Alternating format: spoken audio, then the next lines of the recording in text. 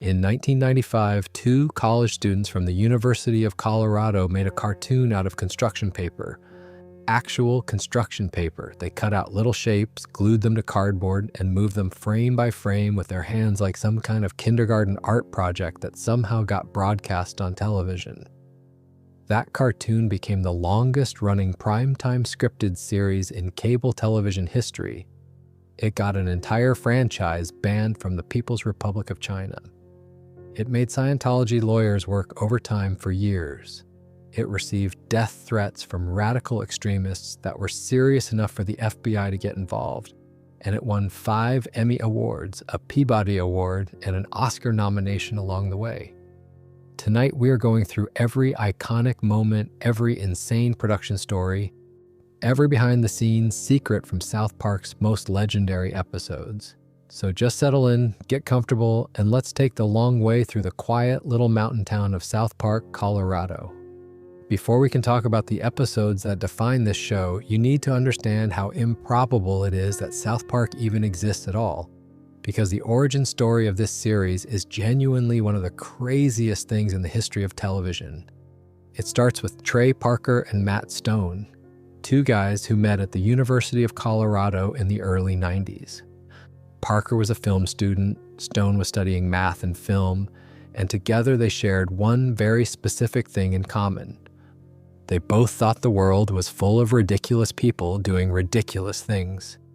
And they thought the funniest possible response to that was to make fun of absolutely everyone equally, with 0 exceptions, 0 sacred cows, and absolutely nothing off limits. That philosophy would eventually become the DNA of South Park, but in 1992, it was just 2 guys with scissors and construction paper. Their first creation was a short animated film called The Spirit of Christmas. And when I say animated, I mean they literally spent months cutting out paper shapes and photographing them one frame at a time using stop-motion techniques. The short featured early versions of the South Park kids and depicted Jesus Christ and Santa Claus getting into a brutal street fight over the true meaning of Christmas. It was crude, it was offensive, and it was absolutely hilarious. A Fox network executive named Brian Graydon saw it, loved it, and paid Parker and Stone to make a second version in 1995. That second short became one of the first viral videos in history, years before YouTube even existed. People were copying it onto VHS tapes and passing them around Hollywood offices like contraband. Executives at major studios were watching this thing at parties and passing it to their friends. George Clooney reportedly made copies and distributed them himself. The buzz got so loud that Fox actually considered picking up the show, but they passed.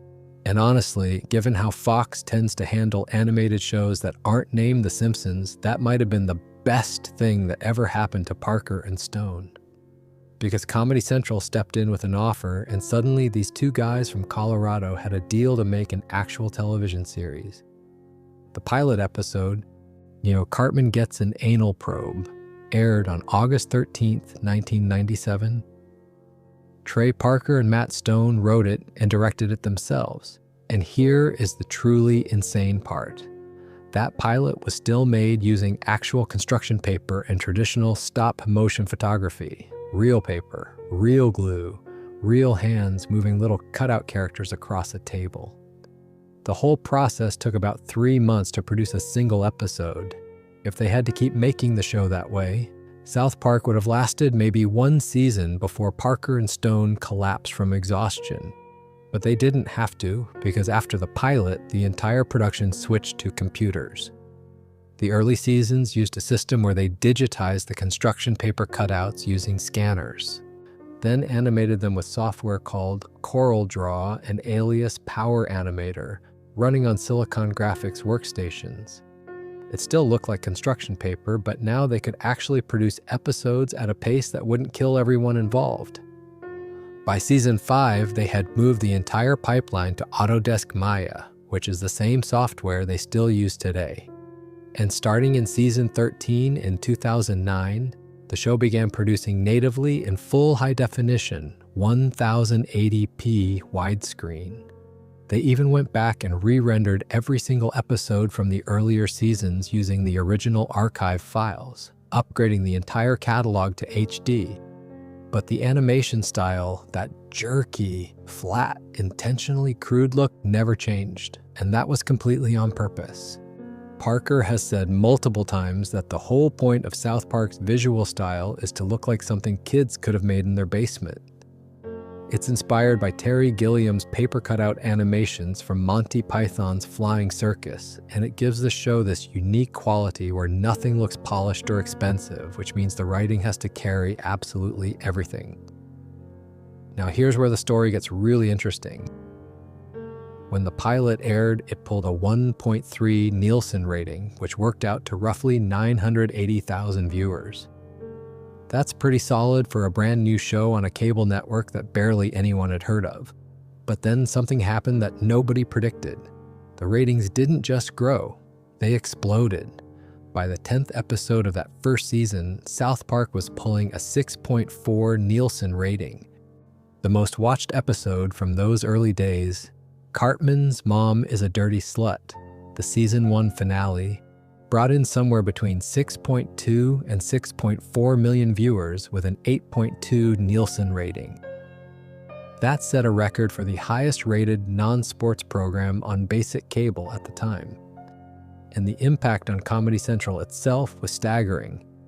Before South Park premiered in 1997, Comedy Central was available in approximately 9 million households. Within a year, that number had jumped to 50 million. One show took a struggling cable network and turned it into a household name practically overnight. South Park didn't just become a hit, it became the entire reason families subscribed to Comedy Central in the first place. But what really set South Park apart from every other animated show on television wasn't the ratings or the controversy. It was the production schedule.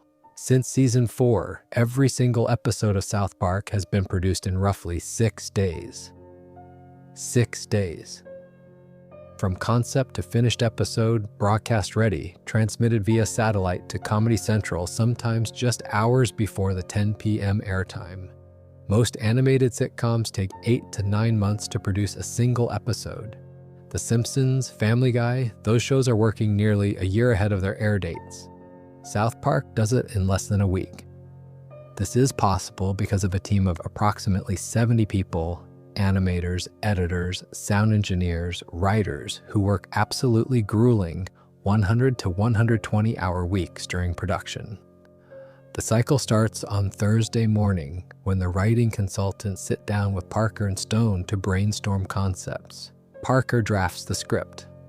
By Saturday, animation is underway. By Wednesday, the finished episode is being transmitted to the network. This insane workflow was documented in a 2011 documentary called 6 Days to Air, The Making of South Park. And if you haven't seen it, it's genuinely one of the most fascinating looks at how television gets made. The reason this matters so much is that it allows South Park to comment on real-world events almost in real time. When something major happens in the news on a Monday, South Park can have an episode about it airing by the following Wednesday. No other animated show on Earth can do that. It's the reason the show has been able to satirize every single US presidential election since 2000. The capture of Saddam Hussein, the Elian Gonzalez affair, the elections of Obama and Trump, COVID-19, and essentially every major cultural moment of the last 3 decades. By the time The Simpsons makes an episode about something, the moment has usually passed. South Park catches it while it's still happening. And then there's the voice cast, which is honestly one of the most impressive parts of the entire operation.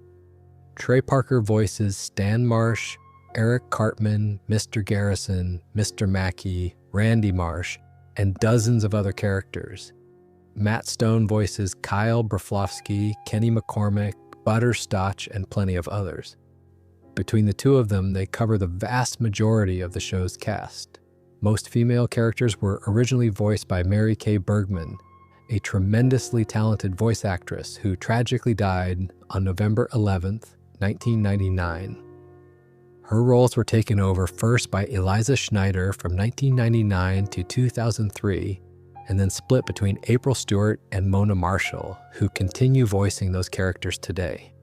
The recording sessions happen every Wednesday, which has been the schedule since 1999. It takes about 4 hours to record an 11-minute episode, and the cast still tries to record together in the same room whenever possible, old radio show style, because that live back and forth energy between the actors is something you just can't replicate when people are recording in separate booths. Now, the show has been running for 28 seasons as of December 2025. 338 episodes, including 7 Paramount Plus specials. It holds the distinction of being the first weekly television program to be rated TVMA, meaning it was literally the first show on weekly television to carry that mature audiences only rating. It's currently streaming exclusively on Paramount Plus, shared with new episodes debuting on Comedy Central and hitting the streaming platform the next day. The official South Park Studios website also offers free full episode streaming, which is honestly pretty generous for a show this valuable. And the value is very real. In July 2025, Parker & Stone signed a $1.5 billion extension deal with Paramount Global. That deal guarantees approximately 50 new episodes, roughly 10 per year, and secures the show through at least 2029 or 2030. $1.5 billion for a cartoon that started as a construction paper arts and crafts project in a Colorado apartment. If that doesn't tell you something about the power of good writing and fearless comedy, nothing will. But the raw numbers and the production history only tell part of the story. What really matters are the episodes themselves. The moments that made South Park more than just another adult cartoon. The episodes that shocked audiences, won awards, got banned from entire countries, and permanently changed what people thought animation could do. And we're going to start with the single highest-rated episode in the show's entire history. An episode so dark, so perfectly constructed, and so genuinely disturbing that it transformed one of the main characters from an annoying kid into the most terrifying child in television history. An episode that Trey Parker and Matt Stone themselves consider a turning point for the entire series. We're talking about Scott Tenerman Must Die. And make sure to subscribe to our channel before we dive in. Scott Tenerman Must Die is the 4th episode of South Park's 5th season and the 69th episode of the series overall. It first aired on Comedy Central on July 11th, 2001. On IMDb, it holds a 9.6 out of 10 rating, making it the single highest-rated episode of South Park ever, and one of the highest-rated individual television episodes of any show on the platform. It has been named one of the best sitcom episodes of all time by Vulture, one of the best sitcom episodes since 1990 by the AV Club, and one of the best TV episodes of the 21st century by The Plain Dealer. Variety, Boston.com, and The Ringer have all placed it at the top of their South Park rankings. Rolling Stone listed the climactic scene as the second greatest South Park moment in the show's history. And it earned that reputation by doing something that no one expected a cartoon about foul-mouthed elementary school kids to ever do. It turned Eric Cartman from an annoying, selfish brat into a genuine psychopath. But before we get into what makes this episode so legendary, you need to understand what was different about its production. Because even the way this episode was made broke the rules. South Park normally produces episodes in about 6 days. That insane production cycle we talked about, where they go from concept to broadcast in less than a week. But Scott Tenerman Must Die was different. Writing on this episode began in the middle of May 2001, more than a full month before the 5th season even started airing on June 20th. Its production code was 501, which means it was technically the very first episode written for season 5, even though it ended up airing as the 4th episode. Multiple drafts were completed by the end of May, and animation production had started by early June. For a show that prides itself on making episodes at breakneck speed, The fact that they spent over a month carefully crafting this one tells you everything about how important Parker and Stone knew it was going to be. Even the name went through changes. The original title was Scott Tenerman Must Die, but Parker decided to change the character's last name because he thought Tenerman just sounded funnier. And honestly, he was right. There's something about the way Tenerman rolls off the tongue that makes the whole episode feel slightly more unhinged. So here's the setup. Eric Cartman walks up to Stan, Kyle, and Kenny, absolutely bursting with pride because he believes he has officially hit puberty. He has pubic hair to prove it. Except he doesn't. He bought them from a 9th grader named Scott Tenerman for $10. When Kyle and Stan explained to Cartman that you don't buy pubic hair, you grow your own, and that Scott Tenerman essentially scammed him out of $10, Cartman is furious. He immediately goes to Scott to demand a refund. But Scott Tenerman is not some ordinary kid. He's older, he's smarter, and he quickly realizes that Cartman is an incredibly easy mark. Instead of giving the money back, Scott tricks Cartman again, and again, and again. Cartman loses an additional $6.12 through various failed schemes. He gets conned into traveling all the way to Fort Collins, Colorado for a non-existent pube fair. He gets publicly humiliated.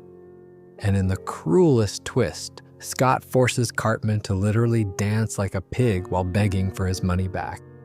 Records the whole thing on video, and then burns Cartman's money right in front of his face. Now, in any other episode of any other show, this would be the part where the character either learns a lesson about letting things go or comes up with some wacky scheme that fails hilariously. But this is South Park. And this is the episode where Eric Cartman stopped being a cartoon character and became something genuinely terrifying. Cartman tries to rally his friends to help him get revenge, but nobody is interested because Cartman is the only one who got scammed. Stan and Kyle basically tell him to just accept the loss and move on because Scott is clearly smarter than him. And that's the line that breaks something inside Cartman's brain. He doesn't want to get even anymore. He wants to destroy Scott Tenerman completely. His first major plan involves training one of Farmer Denkin's ponies to bite off Scott's penis. Yes, you read that correctly. He actually starts training a pony to attack by hanging a hot dog from a scarecrow's pants. The pony doesn't bite it off the first time. It gives it a blowjob instead, which is one of those jokes that makes you question everything about the fact that this show airs on basic cable television. After that plan falls apart, Cartman brings in his Uncle Jimbo and Ned, who suggest he observe Scott Tenerman to find his weaknesses and exploit them. They stake out the Tenerman house and discover that Scott is a massive fan of the British rock band Radiohead. Cartman immediately starts developing a scheme involving the band, but his first attempt is embarrassingly bad. He dubs his own voice over an MTV interview with Radiohead to make it sound like the band hates Scott Tenerman. It's obviously fake. It fails immediately.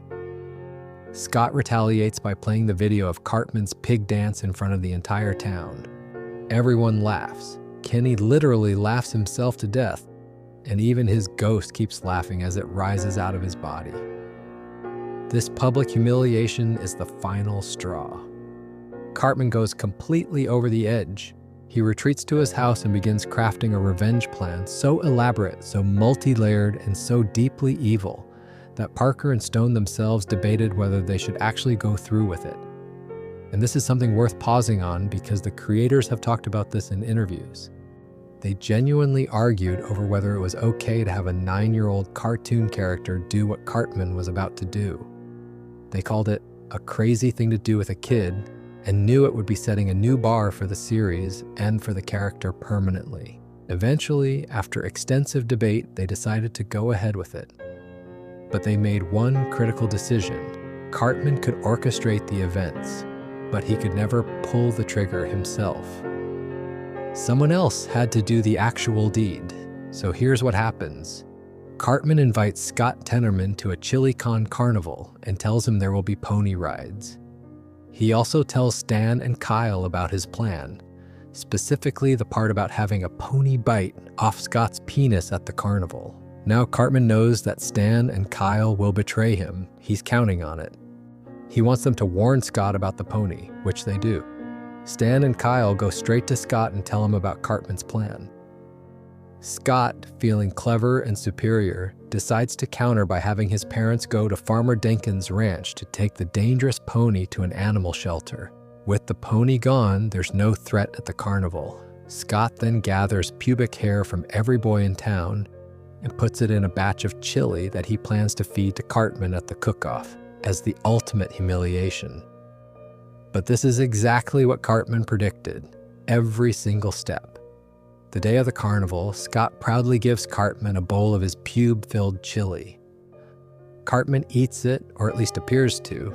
Scott reveals what he did, expecting Cartman to be horrified. But Cartman just smiles. He already knew about the pubes. He had swapped Scott's chili with a batch that Chef brought. He'd been eating Chef's chili the whole time.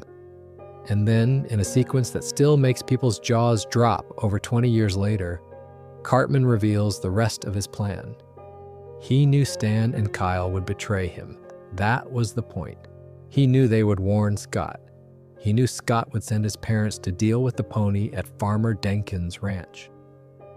But what Scott didn't know is that Cartman had already called Farmer Denkin's and warned him that violent pony rustlers were headed his way. When Scott's parents showed up at the ranch trying to take the pony, Denkins saw trespassers and shot both of them dead. While Denkins was calling the police and filing his report, Cartman stole the bodies of Scott Tenerman's parents. He chopped them up. And he cooked them into the chili that Scott had been eating for the last 5 minutes. Scott Tenerman just ate his own parents. The moment this revelation lands is one of the most genuinely shocking scenes in the history of animated television. Scott breaks down completely. He falls to his knees, sobbing uncontrollably. And that's when Radiohead walks in. Cartman had written them a letter saying that a young fan named Scott Tenerman was dying of cancer and wanted to meet his heroes. The band members see Scott crying on the ground and, not knowing what actually happened, call him a crybaby and a loser. Scott's favorite band in the world is mocking him at the worst moment of his life. Cartman walks over to Scott Tenerman and begins licking the tears off his face. The episode ends with a direct homage to Looney Tunes. The iris closes in on Cartman as he delivers a version of Porky Pig's famous line, "That's all, folks."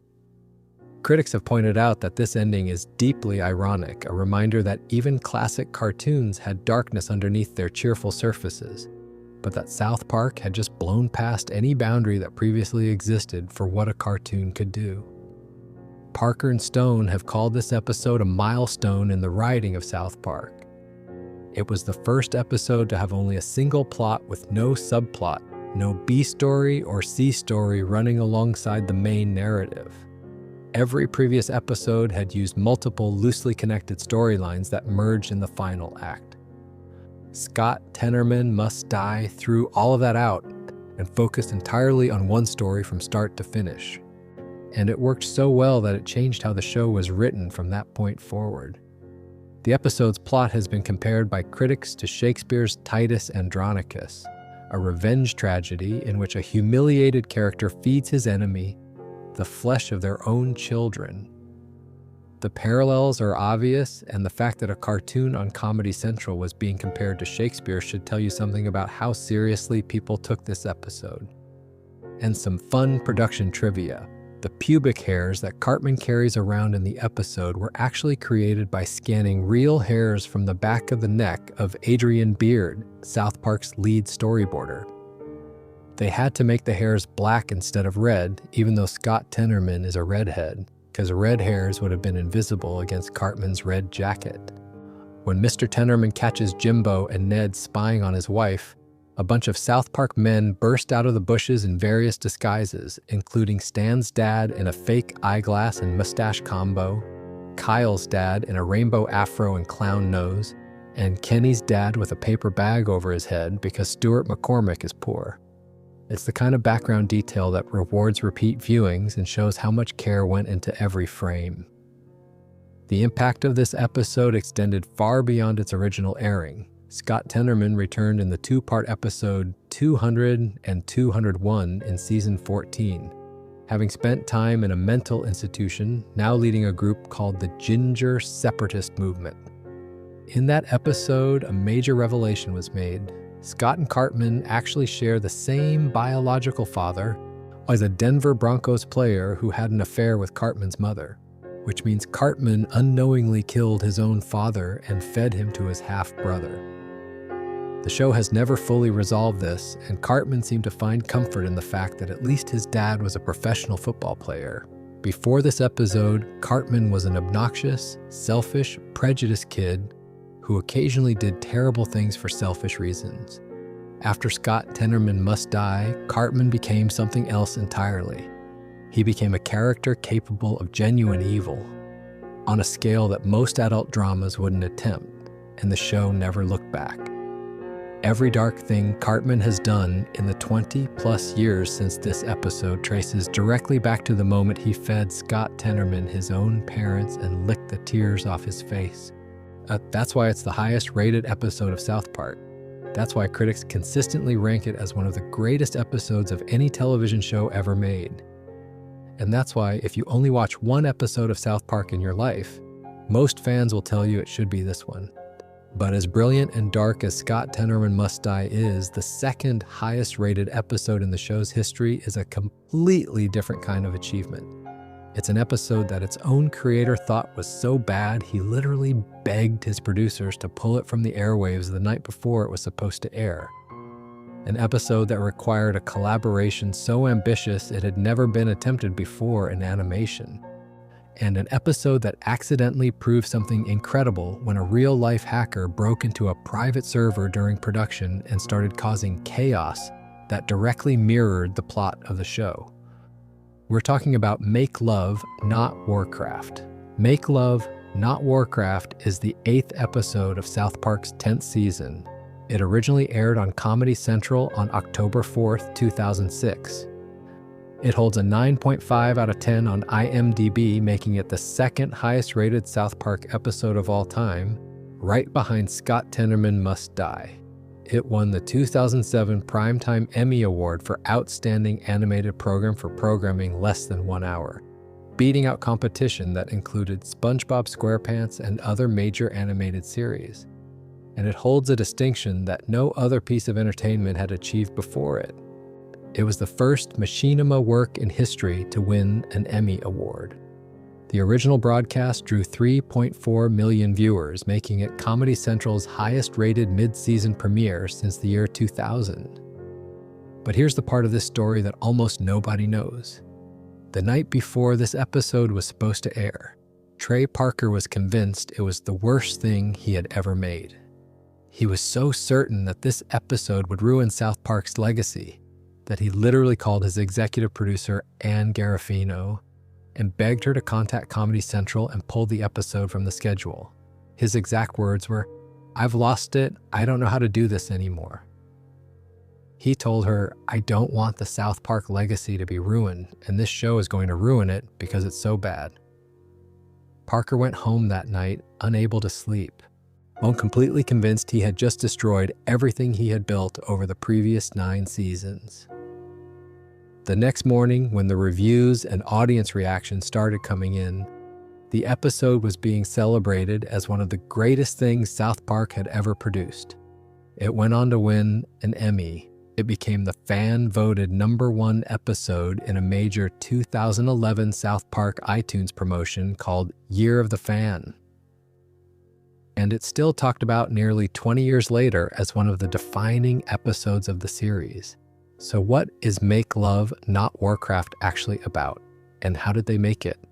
The plot is deceptively simple. Stan, Kyle, Kenny, and Cartman are playing World of Warcraft, the massively multiplayer online role-playing game that was absolutely dominating gaming culture in 2006. They're having a great time exploring the virtual world, fighting monsters, doing quests, and just generally enjoying themselves. But there's a problem. A griefer, which is gaming slang for a player who exists solely to ruin other people's experience, keeps finding them and killing their characters over and over again.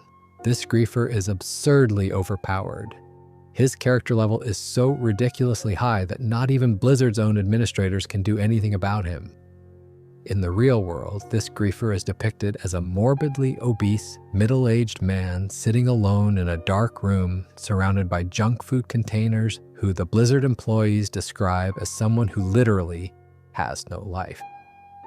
The boys decide they need to fight back. Cartman rallies every kid in South Park and proposes a plan. They won't go on any quests, they won't explore any dungeons, they won't fight any actual monsters. Instead, they're going to spend weeks doing nothing but killing low-level boar creatures in the starting zone to slowly grind their way up to a high enough level to challenge the griefer.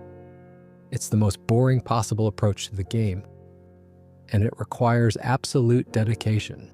What follows is a montage of the boys slowly deteriorating physically while their characters get stronger.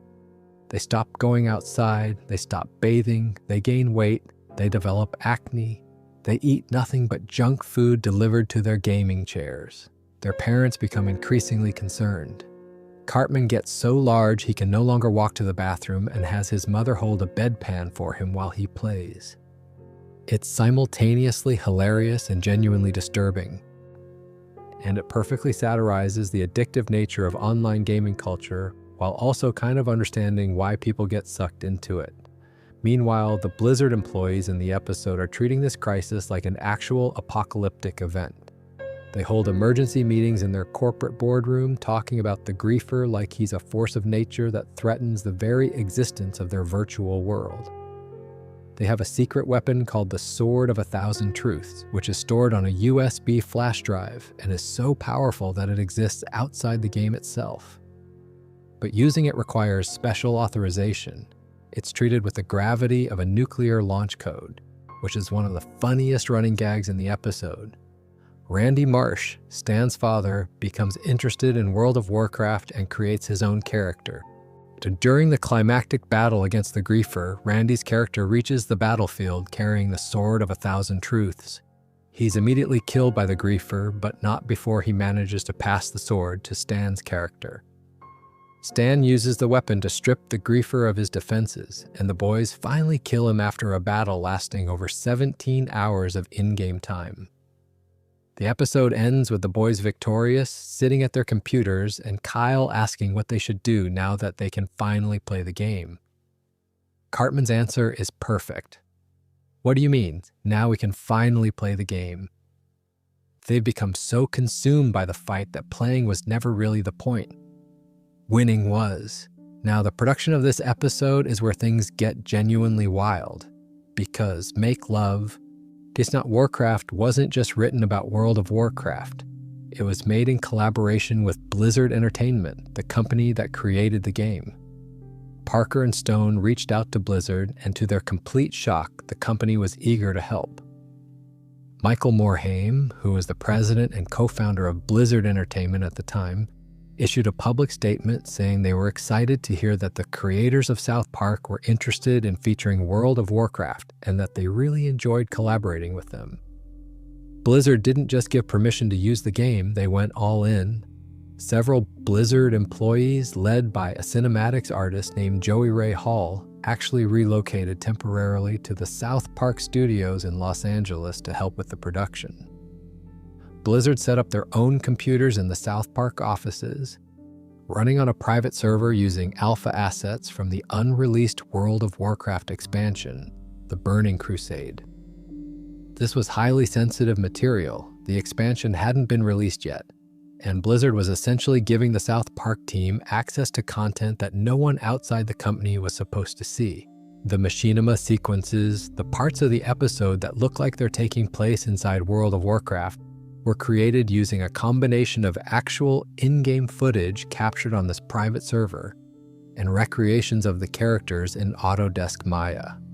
Blizzard provided their own character models, which the South Park animators then re-rigged with faces that could be lip-synced to the recorded dialogue. Parker directed the Blizzard employees like actors on a set, by telling them where to move their characters on the game maps, setting up camera angles, and choreographing fight scenes with up to 20 in-game participants at a time.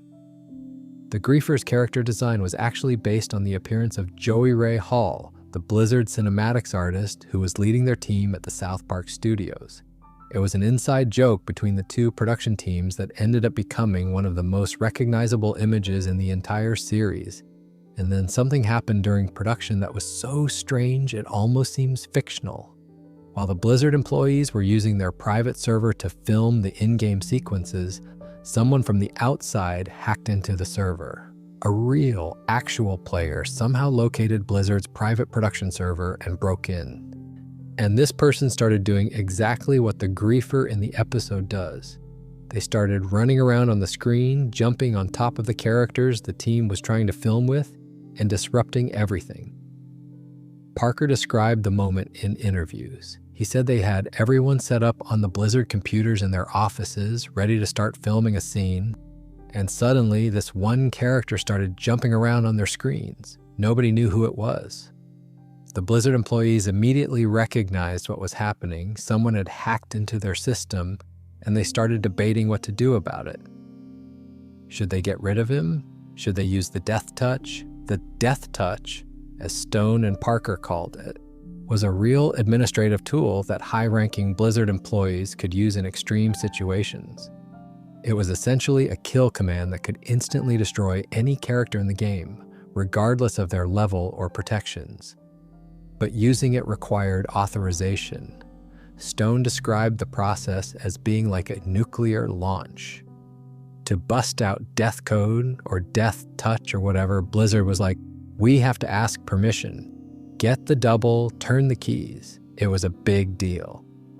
They actually did get authorization and used the death touch to remove the hacker from the server. This real-life incident directly inspired and validated elements of the episode's plot. The Sword of 1,000 Truths, the ultimate weapon stored on a flash drive that requires special authorization to use, was essentially the fictional version of Blizzard's actual administrative tools. The fact that a real griefer disrupted their production in exactly the same way that the fictional griefer disrupts the boys' gameplay was one of those truth is stranger than fiction moments that made the episode feel even more authentic.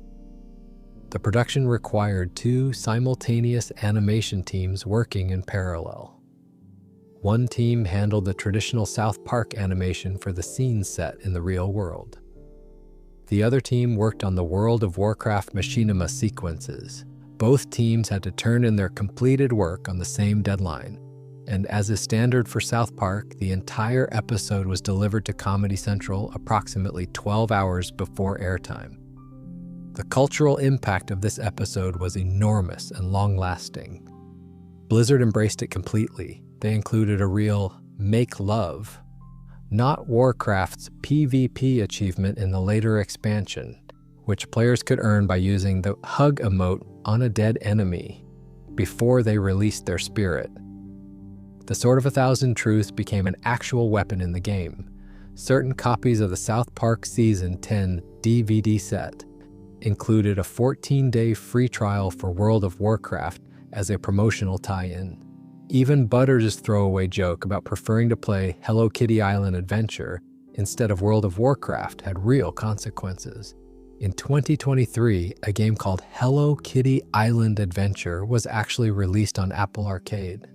The senior vice president of Sanrio's marketing stated that the game had no tie-in or affiliation with South Park, but the connection was too obvious for anyone to ignore.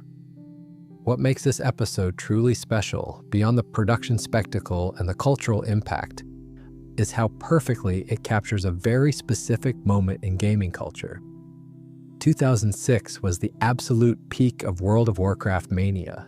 The game had millions of active players worldwide, and the debates about gaming addiction, online behavior, and the blurring line between virtual and real life were happening in every household with a teenager and a computer.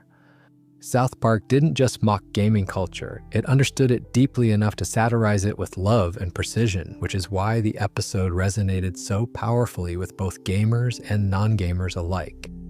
The irony of Trey Parker thinking this was the worst episode he'd ever made is something that fans bring up constantly. It speaks to how close Parker gets to his own work during the production process. to the point where he genuinely cannot see its quality until other people react to it. Matt Stone and Ann Garofino have talked about this pattern in interviews. Parker goes through this cycle with almost every episode, but Make Love, Not Warcraft was the most extreme case. The fact that his lowest moment of confidence produced what many consider the show's finest achievement says everything you need to know about the creative process. From a show that started with construction paper cutouts, Make Love, Not Warcraft represented the furthest South Park had ever pushed the boundaries of what its animation could do. It proved that the show could collaborate with major corporations, incorporate entirely different visual styles, and still feel like South Park. And it won an Emmy doing it. But South Park wasn't done pushing boundaries. The very next season, they would attempt something even more ambitious. Not a single groundbreaking episode, but a 3-part epic that turned a stupid bet about leprechauns into a Lord of the Rings scale fantasy war involving every fictional character you've ever imagined. That story is the Imagination Land trilogy, and it might be the most purely entertaining thing South Park has ever created. The Imagination Land trilogy aired across 3 consecutive episodes in season 11 of South Park, in October and November of 2007. It was later recut into a single feature-length film called Imagination Land, the movie. That combined version won the 2008 Primetime Emmy Award for Outstanding Animated Program for programming 1 hour or more, which made South Park one of the very few shows in television history to win Emmys in both the under 1 hour and over 1 hour animated categories. The trilogy is consistently ranked among the show's finest achievements, and it represents the single most ambitious storytelling effort in the show's entire run. But the whole thing starts with the dumbest possible premise, and that's what makes it so brilliant. Cartman bets Kyle that leprechauns are real, a simple, stupid bet between 2 kids. Kyle accepts because obviously leprechauns aren't real, except Cartman somehow manages to find an actual leprechaun in the forest and proves Kyle wrong. The terms of the bet are that if Cartman wins, Kyle has to suck his balls. Kyle refuses, Cartman insists. And this absurd juvenile subplot runs through all 3 parts of the trilogy with escalating legal drama, while in the background, the literal fabric of human imagination is being torn apart by an apocalyptic terrorist attack. The main plot kicks off when terrorists bomb the wall that separates the real world from Imagination Land, a realm where every fictional character ever imagined by human beings exists as a living, breathing entity. The explosion tears open a portal between the 2 worlds. Butters is caught in the blast and gets transported into Imagination Land, where he's told by a council of good fictional characters that he is the chosen one who must save the imagination from destruction. And this is where the trilogy goes absolutely insane. The terrorist attack doesn't just damage the wall, it allows the evil fictional characters to escape their containment zone and begin invading the good side of Imagination Land.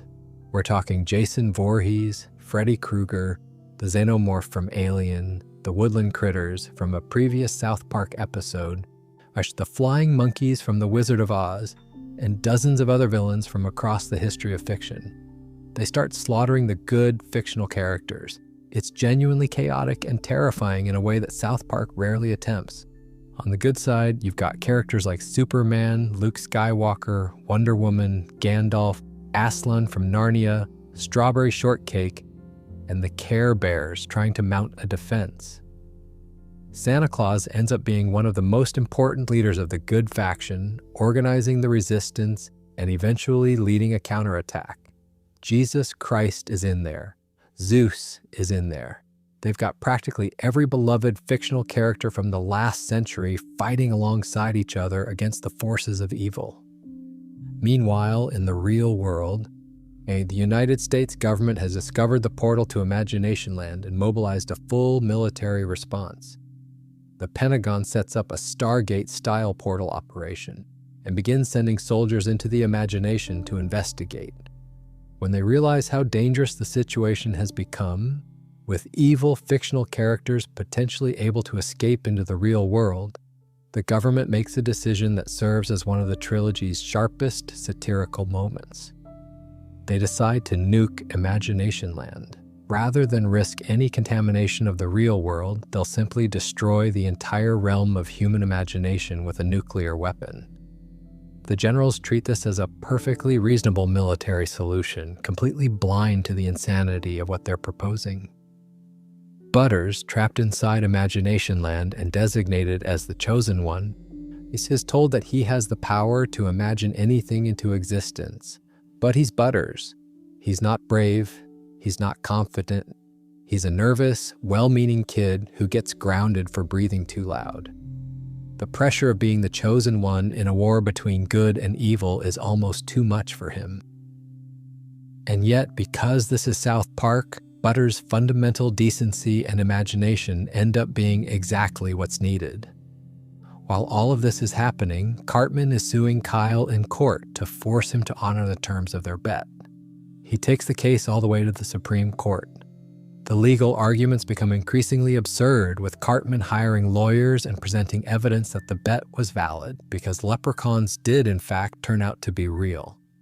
Kyle's defense is essentially that this is ridiculous and Cartman should be ignored. The justices are portrayed as taking the case extremely seriously, debating constitutional implications while an actual war rages in the imagination. The genius of this dual structure is how it mirrors the way the real world operates. In one storyline, the most important thing in the universe, the very existence of human imagination, is under existential threat. In the other storyline, two kids are arguing about the dumbest possible thing.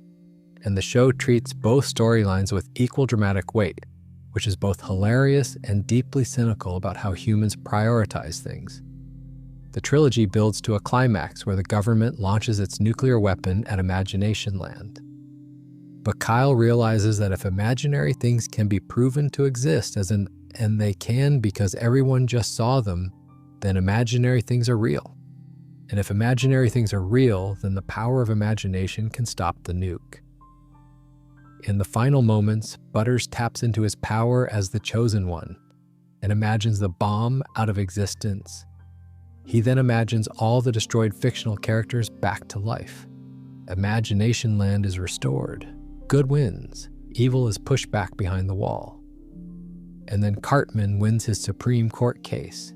Kyle is legally obligated to suck Cartman's balls. Except Kyle argues that if imaginary things are real, then he can just imagine himself doing it, which should satisfy the terms of the bet. Cartman grudgingly accepts this logic, then imagines a version of Kyle doing it anyway, while the real Kyle watches in disgusted silence. The trilogy ends with one of the most juvenile, brilliantly stupid resolutions to a legal dispute in television history. What made the Imagination Land trilogy such a landmark achievement wasn't just the scope of its ambition, although that was impressive enough. It was the fact that South Park proved it could sustain a complex, multi-episode narrative with genuine dramatic stakes across 3 weeks, while simultaneously running one of its most absurd comedic subplots in parallel. Most shows that attempt this kind of epic storytelling take themselves too seriously. South Park did the opposite. It took the epic story seriously while keeping the comedy deliberately stupid, and the contrast between the two made both halves stronger. The sheer number of fictional characters depicted in the trilogy pushed legal and creative boundaries. Every frame of the Imagination Land sequences was packed with recognizable figures from movies, television, books, video games, Kushin, and mythology. The production team had to carefully navigate which characters they could depict and how, which meant a tremendous amount of work for a show that normally produces episodes in 6 days. The trilogy was one of the first times South Park planned its story arc well in advance and took additional time to execute the vision properly. The philosophical question at the center of the trilogy is genuinely interesting too. Are imaginary things real? If 1 billion people believe in something, does that belief give it some form of existence? The government's response to destroy the imagination rather than risk it is a pointed satire of post-9/11 security theater. where the reaction to fear was to eliminate entire categories of things rather than deal with the complexity of the threat. The military generals in the trilogy treat fictional characters with the same seriousness they'd treat a foreign invasion, and the absurdity of that response is the joke. But underneath the joke is a real critique of how governments respond to things they don't understand.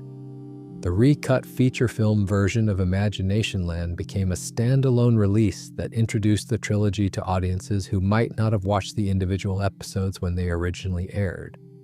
It won the Emmy in the over 1 hour category, which was a significant achievement because it demonstrated that the Television Academy recognized South Park as capable of producing not just great episodes, but great long-form storytelling.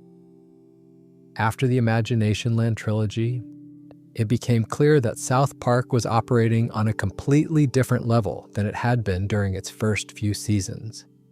The show had gone from shocking audiences with crude humor and vulgar jokes to producing Emmy-winning epic narratives, groundbreaking visual experiments, and stories with genuine philosophical depth. And it was still doing it in 6 days. But the golden era of South Park wasn't just about the big, ambitious episodes. Some of the show's greatest moments came from smaller, simpler stories that just happened to be executed perfectly. Episodes where the writing was so sharp, the characters were so well used, and the comedy was so precisely timed that they became instant classics without needing epic scope or production gimmicks. Two of the best examples of this are Good Times with Weapons and Casa Bonita, and both of them show you a completely different side of what South Park can do when it's firing on all cylinders. Good Times with Weapons is the first episode of South Park's 8th season. It aired in 2004, and it's one of those episodes that fans remember not just for the story, but for the fact that the show literally changed its entire visual style in the middle of the episode and somehow made it work perfectly. The premise is simple enough. The boys go to a county fair and buy a set of martial arts weapons from a vendor, swords, nunchucks, throwing stars, the works. They immediately start pretending to be anime warriors, complete with elaborate backstories and special abilities that they've clearly made up on the spot. Cartman is Balrog with the power of fire. Kyle has some kind of special kicking ability. Stan is a master swordsman, and Kenny has the power of invisibility, which, given that Kenny is constantly dying and coming back, is actually kind of perfect. And here's where the episode does something that nobody expected. When the boys start imagining their anime battle, the animation style actually changes. The entire show shifts from South Park's normal flat, construction paper look into a fully rendered Japanese anime style. The characters become muscular, angular, dramatically shaded anime warriors with flowing hair, glowing eyes, and exaggerated combat poses. The backgrounds change, the music changes, the color palette changes. Everything about the show transforms into a genuine anime production, and the animation quality is genuinely impressive. It's not a lazy parody. It's a legitimate recreation of the anime aesthetic that shows real understanding of and respect for the art form. The anime sequences are intercut with scenes from the real South Park perspective, where we can see that the boys are just regular kids swinging plastic weapons around in a parking lot. The contrast between their epic anime fantasies and the pathetic reality of what they're actually doing is the central joke, and it never gets old. They'll be having this incredible, beautifully animated sword fight in their imagination, and then the show will cut to the reality of 4 pudgy kids in a dirt lot making sound effects with their mouths. But then things go wrong. Butters, who has been annoying the boys throughout the episode, gets hit in the eye with a throwing star, a real throwing star. Butters is standing there with a metal ninja star embedded in his eyeball, screaming and bleeding, and the boys immediately panic. Not because they're worried about Butters, because they're worried about getting in trouble and losing their new weapons. What follows is a running gag where the boys repeatedly try to get Butters to a hospital without any adults finding out what happened. They disguise him as a dog, they try to sneak him through town. They come up with increasingly desperate and terrible solutions to the problem of a child with a throwing star in his eye, all because they don't want to give up their weapons. It's a perfect encapsulation of how kids actually think. Their priorities are completely insane from an adult perspective, but totally logical from a child's point of view. Weapons are cool. Getting grounded is not cool. And therefore hide the bleeding child. The episode builds to its satirical punchline when Cartman, in a desperate bid to create a distraction, strips naked and runs through a public event. The adults in South Park are absolutely horrified. Not by Butters, who still has a metal star in his eye. Not by the fact that children have been running around with real weapons all day. They're horrified by the nudity. A child's naked body causes mass outrage, city council meetings, and media coverage. Meanwhile, the actual violence that hurt an actual child is completely ignored. This is the episode's real point, and it's a sharp one. American culture is far more comfortable with violence than it is with nudity. A kid can watch someone get murdered on television and nobody blinks. But the instant any human body is shown unclothed, and the entire country loses its collective mind. South Park dramatizes this hypocrisy so perfectly that the satire barely needs explanation. The adults in the episode are parodies, but only slightly. The real world isn't that far off from how they behave. Good Times with Weapons is also significant because it demonstrated South Park's willingness to completely abandon its visual identity in service of a joke. The anime sequences aren't a quick cutaway gag. They take up substantial portions of the episode and are genuinely well made. This kind of creative risk, where the show throws away everything that makes it visually recognizable and replaces it with something entirely different, became a hallmark of South Park's golden era. If the joke demanded it, no element of the show was sacred. Season 8, after the season Good Times with Weapons kicked off, holds the highest average IMDb rating of any South Park season at approximately 8.6 out of 10. It also includes episodes like Woodland Critter Christmas, the Nightmare Fuel holiday special about satanic woodland animals, and Awesome O, where Cartman disguises himself as a robot to spy on Butters and ends up pitching movie ideas to Hollywood executives. This was the era where South Park was consistently operating at its absolute creative peak. Now let's talk about Casa Bonita, which aired as the 11th episode of Season 7 in 2003. If Good Times with Weapons showed you what South Park could do by breaking its visual format, Casa Bonita shows you what it could do by stripping everything down to pure character comedy. Without format experiments, without visual tricks, it's just Cartman being the most manipulative person on the planet because he really, really wants to go to a restaurant. Casa Bonita is a real place. It's a massive Mexican-themed restaurant in Lakewood, Colorado, a suburb of Denver, that's been operating since 1974. The place is legendary in Colorado. It's not famous for its food, which is pretty much standard Tex-Mex fare. It's famous for the experience. The restaurant features cliff divers who leap into an indoor waterfall, strolling mariachi bands, puppet shows, an arcade, a haunted cave, and more sopapillas than any human being should consume in a single sitting. For kids growing up in Colorado, a trip to Casa Bonita was like going to Disneyland. It was the ultimate special occasion destination. Parker and Stone grew up in Colorado. They went to Casa Bonita as kids, and they understand the almost religious reverence that Colorado children have for this place. And they channeled all of that childhood obsession into Cartman, who wants to go to Casa Bonita more than he has ever wanted anything in his entire life. The problem is that Kyle is having a birthday party at Casa Bonita, and he's only allowed to bring 3 friends. He picks Stan, Kenny, and Butters.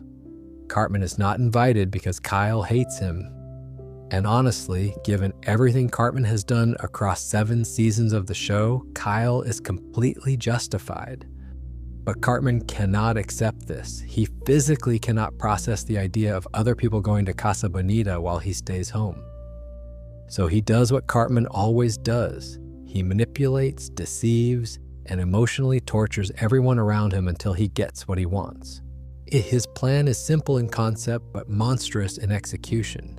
He needs to get rid of Butters so that there will be an empty spot at the birthday party. So Cartman convinces Butters that a giant meteor is about to hit the Earth and that the world is ending. He tricks Butters into hiding in a bomb shelter, which is really just a storage closet in the back of a junkyard, and tells him not to come out under any circumstances because the surface world has been destroyed by the impact. Butters, who trusts people way too easily and genuinely believes the world has ended, sits alone in the dark for days. While Butters is trapped in his fake bomb shelter, Cartman casually tells Kyle that Butters is missing and offers to take his spot at the party. Kyle reluctantly agrees, and Cartman is ecstatic. He's going to Casa Bonita. He's going to see the cliff divers. He's going to eat sapapillas. Nothing else matters. But of course, Butters eventually escapes the bomb shelter, and the truth comes out. The police find out that Cartman essentially kidnapped a child, and a massive manhunt begins while Kyle's birthday party is happening at Casa Bonita. Cartman knows he's running out of time. The police are coming. Kyle is furious. Everyone knows what he did. But Cartman doesn't care about any of that. He just needs a few more minutes at Casa Bonita. He runs through the restaurant, desperately trying to experience every attraction before the cops drag him away. He watches the cliff divers. He explores the haunted cave. He eats as many sopapillas as he can physically stuff into his mouth. And when the police finally corner him, he does the only logical thing. He strips down and does his own cliff dive into the indoor pool, screaming with pure joy as the officers close in. What makes Casa Bonita work so perfectly is that the episode is really about Cartman, not the restaurant. Specifically, it's about the way Cartman's obsessive desire for something he wants can override any moral consideration, any concern for other people's well-being, and any sense of proportionality. He locks a child in a dark room for days because he wants to eat sopapillas. He terrorizes Butters with fake news of an apocalypse because he wants to see cliff divers. And when the consequences finally catch up to him, he doesn't feel guilty. He just wants one more minute at the restaurant. This is Cartman at his most relatable, which is a deeply troubling thing to say about a character who once fed a kid his own parents. But there's something universally human about wanting something so badly that you'll do terrible things to get it, and then being so consumed by the experience that you can't even enjoy it properly because you know it's about to be taken away. Everyone has had a version of Cartman's Casa Bonita moment, even if the stakes were much lower and nobody got locked in a bomb shelter. And here's a real-life footnote to this story that's almost too perfect. In 2021, Trey Parker and Matt Stone actually purchased the real Casa Bonita restaurant. The place had filed for bankruptcy during the COVID-19 pandemic, and Parker and Stone stepped in with billions of dollars to buy it and fund a complete renovation. They kept everything that made Casa Bonita special, the cliff divers, the waterfall, the sopapillas, but upgraded the food quality and modernized the facilities. When asked why two of the most successful people in entertainment would buy a struggling theme restaurant in suburban Denver, the answer was obvious. They loved Casa Bonita as kids. It meant something to them. And they didn't want it to disappear. It's the kind of story that reminds you that behind all the crude humor and offensive jokes, Parker and Stone are fundamentally sentimental people who care deeply about the things that shaped their childhood. South Park makes fun of everything, but it comes from a place of genuine love for the weird, messy, imperfect world it satirizes. Casa Bonita, the episode, and Casa Bonita, the restaurant, are both proof of that. Now, everything we've talked about so far, Scott Tenerman, Warcraft, Imagination Land, the Golden Era classics, these are all episodes that fans love and celebrate. But South Park's story isn't complete without talking about the episodes that caused real-world consequences far beyond anything a cartoon is supposed to cause. Episodes that got pulled from every streaming platform on Earth. Episodes that got the show's voice actor to quit. Episodes that got the entire franchise banned from the most populous country on the planet. and at least one episode that generated death threats serious enough for the FBI to investigate. We need to talk about the banned episodes, and make sure to subscribe to our channel before we get into this part. South Park has done a lot of controversial things over its nearly 3 decades on television. It has depicted every major religious figure in unflattering ways. It has used language that would get anyone fired from any job in any industry. It has shown graphic violence, drug use, and behavior so outrageous that entire countries have tried to ban it. But there's a difference between episodes that cause temporary outrage and episodes that create permanent consequences. South Park has 5 episodes that have been effectively erased from existence. You can't stream them on Paramount+. You can't find them on the official South Park Studios website. They've been pulled from syndication and removed from digital bundles. These are the closest things South Park has to lost episodes, and the story behind why they disappeared tells you a lot about the limits of free speech, the power of religious institutions, and the things that even South Park couldn't get away with. Well, it all starts with an episode that actually aired without any controversy at all. Super Best Friends is the 3rd episode of South Park's 5th season. It aired on July 4th, 2001, and at the time, nobody batted an eye.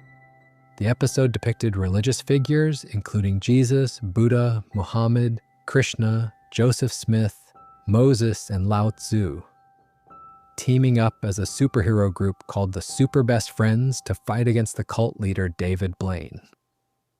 Muhammad was portrayed as one of the heroes.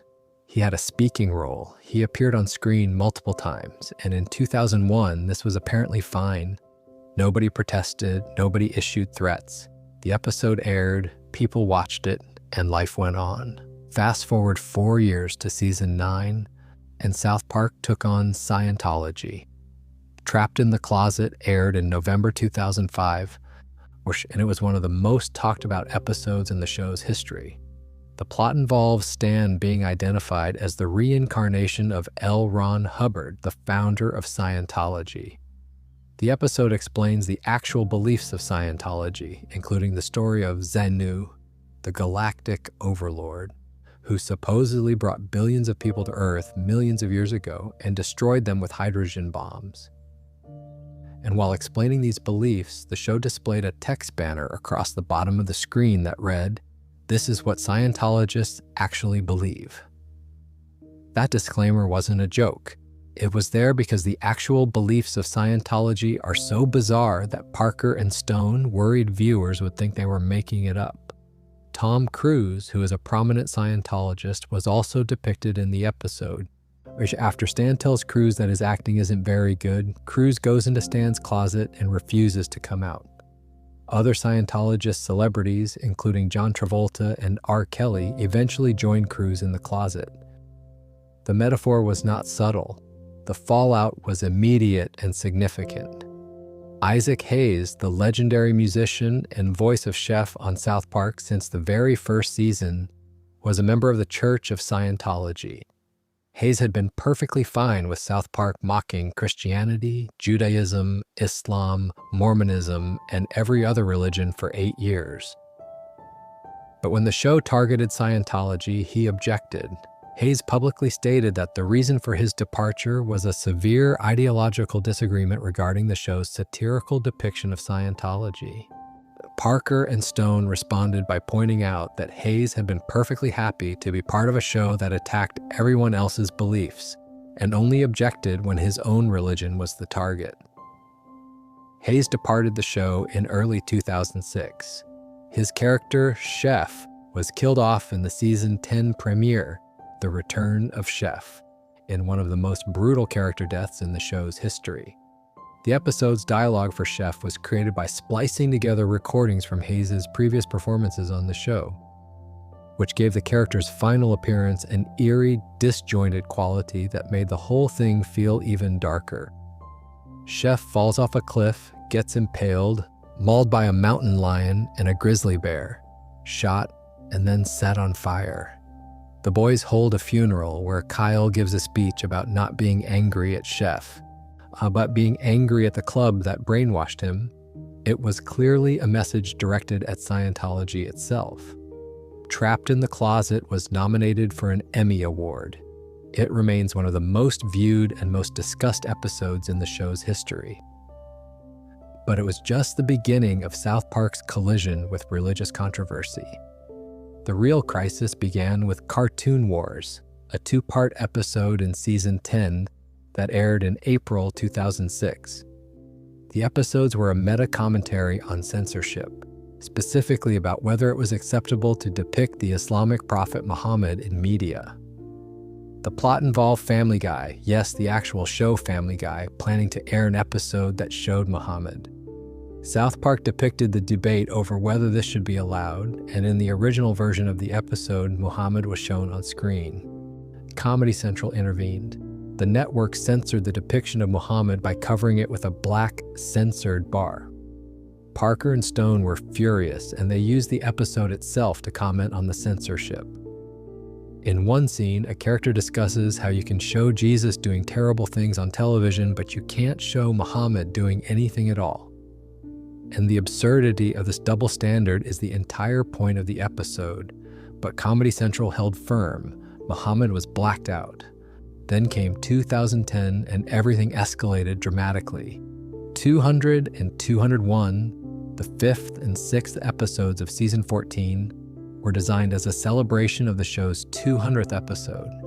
They brought back nearly every character and controversy from the show's history, including the question of Muhammad's depiction, as the episodes featured Muhammad hidden inside a bear costume so that he technically couldn't be seen, which was Parker and Stone's way of mocking the censorship they had dealt with during Cartoon Wars. A radical organization based in New York posted a warning on their website that essentially threatened Parker and Stone with violence. The post included the addresses of the South Park production offices and Comedy Central's headquarters. The FBI investigated the threats. In response, Comedy Central didn't just censor the image of Muhammad in 201.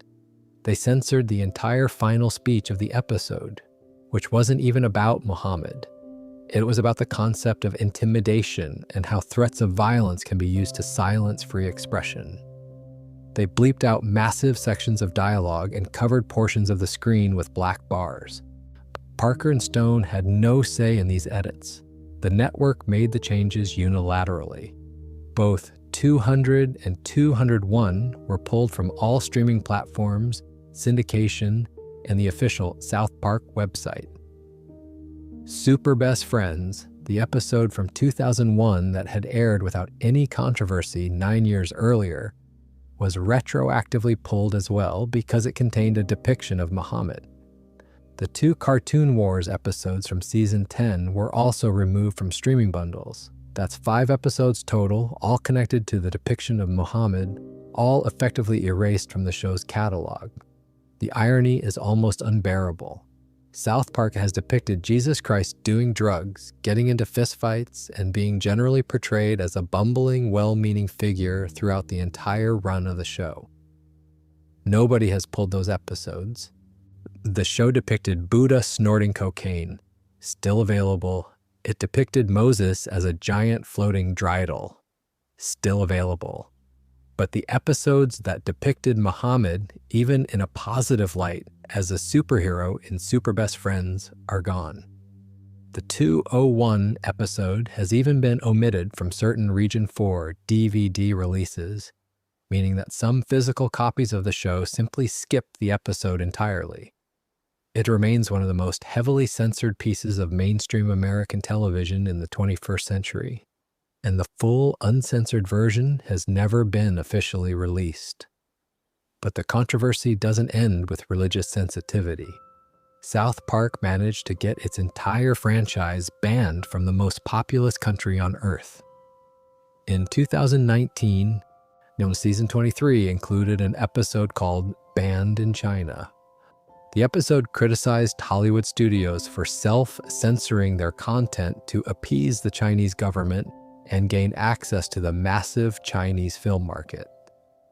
It depicted Winnie the Pooh being imprisoned in a labor camp, which was a reference to the fact that China had banned images of Winnie the Pooh because internet users had started using the cartoon bear as a mocking caricature of Chinese President Xi Jinping. The Chinese government's response was swift and comprehensive. They didn't just ban that one episode, they banned the entire South Park franchise from China. Every episode was scrubbed from Chinese streaming platforms. All references to South Park were removed from Baidu, which is China's equivalent of Google. Discussions about the show were purged from Douban, Ejihu, Bilibili, Sina Weibo, and WeChat, which collectively represent basically all of Chinese social media. The show's name itself became an unsearchable term in the People's Republic of China. Parker and Stone's response to the China ban was perhaps the most perfectly crafted piece of satire they've ever produced outside of the show itself.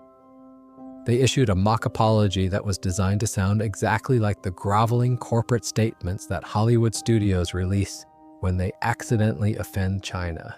It read like a carefully worded PR document full of expressions of respect and understanding, and it ended with the line, "We too love money more than freedom and democracy."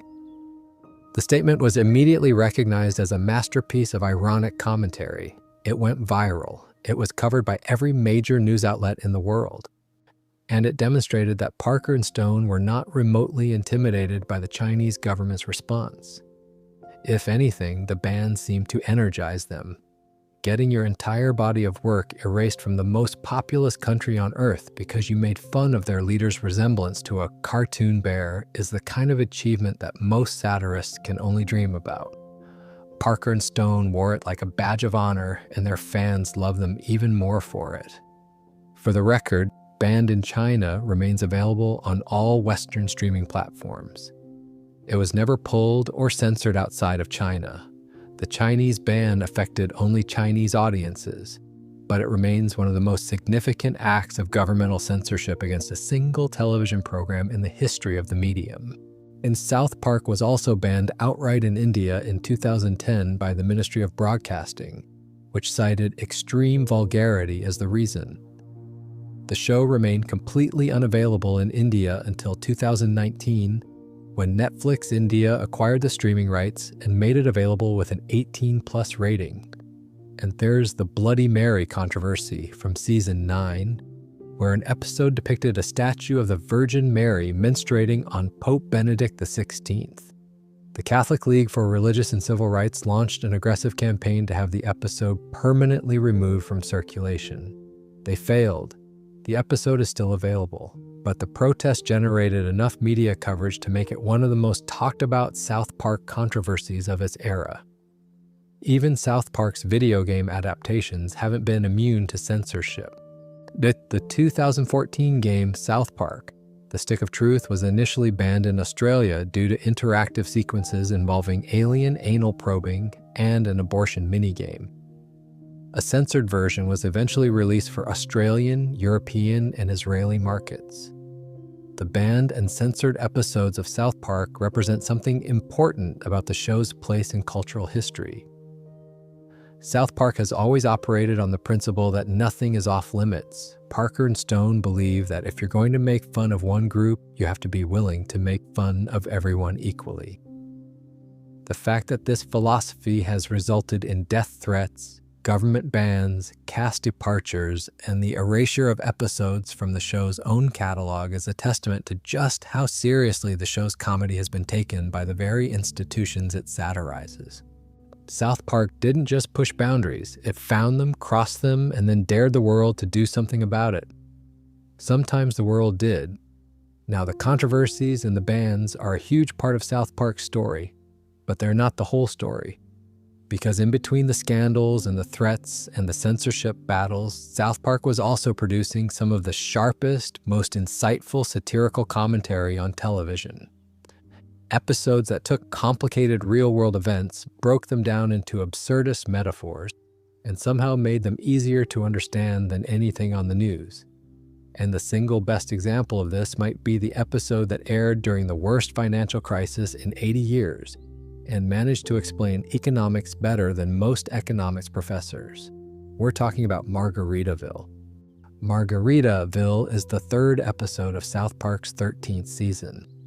It aired on March 25, 2009, right in the middle of the worst economic crisis the United States had experienced since the Great Depression. It won the 2009 Primetime Emmy Award for Outstanding Animated Program, giving South Park its 4th Emmy win.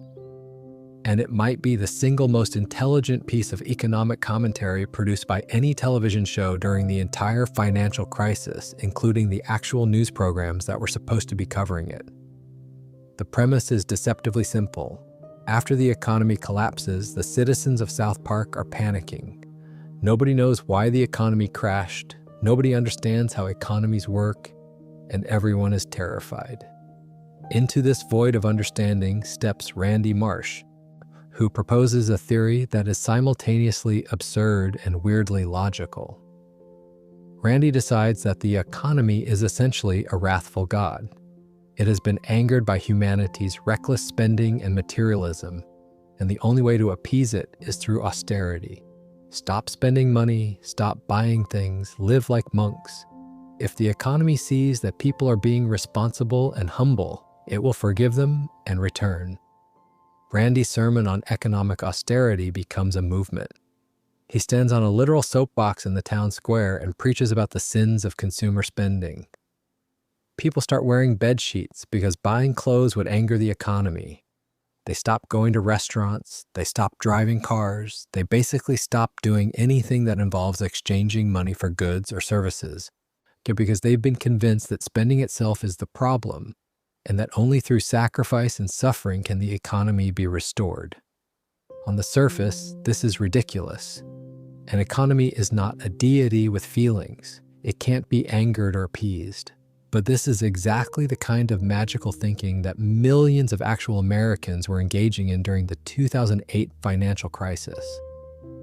People who had never thought about economics in their lives were suddenly making dramatic lifestyle changes based on a vague, almost superstitious understanding of what had gone wrong.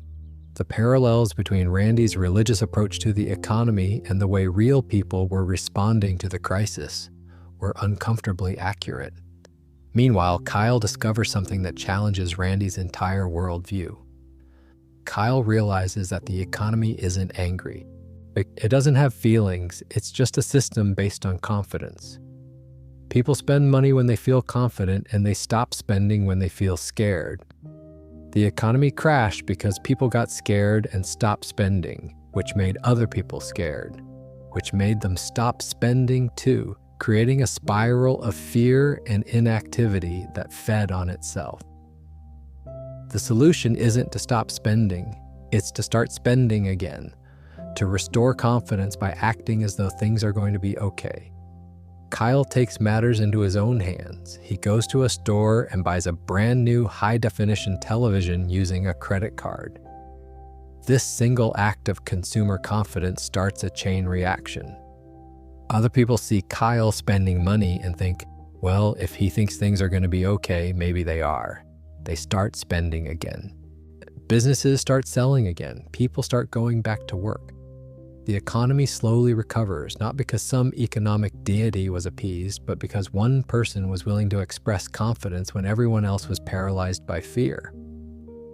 But South Park doesn't let Kyle off easy. His storyline is deliberately framed as a Jesus Christ parallel. Kyle takes on everyone else's debt, essentially sacrificing himself financially so that others can be saved. He's mocked and doubted by the people around him. He suffers for his beliefs. The religious imagery is intentional and heavy-handed, but that's the point. South Park is saying that our relationship with economics is essentially religious. We don't understand how it works. We treat it with reverence and fear. We look for prophets who can explain it to us. And we engage in rituals that have more to do with faith than with logic. The episode also includes a subplot where Stan tries to return a Margaritaville margarita maker that Randy had bought before his conversion to economic austerity. Stan's journey through the bureaucratic nightmare of trying to get a refund becomes a devastating satire of how the financial system actually works. He gets passed from one institution to another, each one telling him that the problem is someone else's responsibility. Nobody actually knows what's going on. Nobody has real answers. The system is a maze of buck passing and finger pointing, and the people running it are just as confused as the people suffering from its failures. At one point, Stan discovers that major financial decisions are being made by a group of executives who determine economic policy by decapitating a chicken and letting it run around on a board covered with different options. The chicken randomly stumbles across bailout, or let it fail, or tax the middle class, and that's how the decision gets made. It's absurd, and it's a perfect metaphor for how arbitrary and disconnected from reality the actual financial system had become during the crisis. What makes Margaritaville brilliant isn't just that it's funny, although it is very funny. It's that it actually explains the 2008 financial crisis in a way that anyone could understand. The episode boils down incredibly complex economic concepts: consumer confidence, credit markets, austerity versus stimulus, systemic risk, onto metaphors that work on both a comedic and an educational level. You could show this episode to someone who knows nothing about economics, and they would walk away with a better understanding of what happened in 2008 than if they'd watched 100 hours of cable news coverage. This ability to take the most complex issues in the world and make them accessible through comedy is what earned South Park a Peabody Award in 2005 or 2006. The Peabody Committee honored the show for, and I'm paraphrasing here, distinguished and biting social commentary. The Peabody Award is one of the most prestigious honors in journalism and broadcasting. It's given to programs that demonstrate excellence in storytelling and public service. The fact that South Park, a show about 4 foul-mouthed kids in Colorado, received the same award that goes to BBC documentaries and investigative journalism programs tells you everything about how seriously the show's satire has been taken by people who study media for a living. And Margaritaville wasn't an isolated achievement. South Park has been producing this caliber of satirical commentary consistently for decades. The show took on the war on terror with episodes like Osama bin Laden has farty pants. It satirized the pharmaceutical industry, the entertainment industry, the technology industry, and the food industry. It created the character Man-Bear-Pig as a stand-in for Al Gore's climate change messaging, then went back years later and admitted that Man-Bear-Pig was actually real and dangerous, essentially acknowledging that their earlier episodes had been wrong about climate change and correcting themselves through the show's own fiction. How many television programs have ever done that? The show satirized the 2016 presidential election through the character of Mr. Garrison, who was transformed into a Donald Trump analog who actually won the presidency and then realized he had no idea what he was doing. It addressed school shootings in Put It Down, gaming addiction in Make Love, Not Warcraft, racial tensions in With Apologies to Jesse Jackson, and the absurdity of political correctness through the character of PC Principal, who was introduced as an antagonist in season 19 and eventually became one of the show's permanent cast members. What sets South Park apart from other satirical shows is its willingness to attack every side of every issue equally. The show is not liberal, it is not conservative, it is not libertarian despite what some people claim. It's an equal opportunity offender that finds the absurdity in every position and the hypocrisy in every ideology. This is what makes it so effective and so controversial simultaneously. Liberals hate it when South Park mocks their causes. Conservatives hate it when South Park mocks their causes. And both sides keep watching because the show is honest enough to point out that nobody is fully right and everybody is at least partially ridiculous. Trey Parker has described the show's philosophy in interviews as essentially nihilistic in its approach to political commentary. He and Stone don't believe that any political position is entirely correct, and they think the funniest thing in the world is someone who is absolutely certain they're right.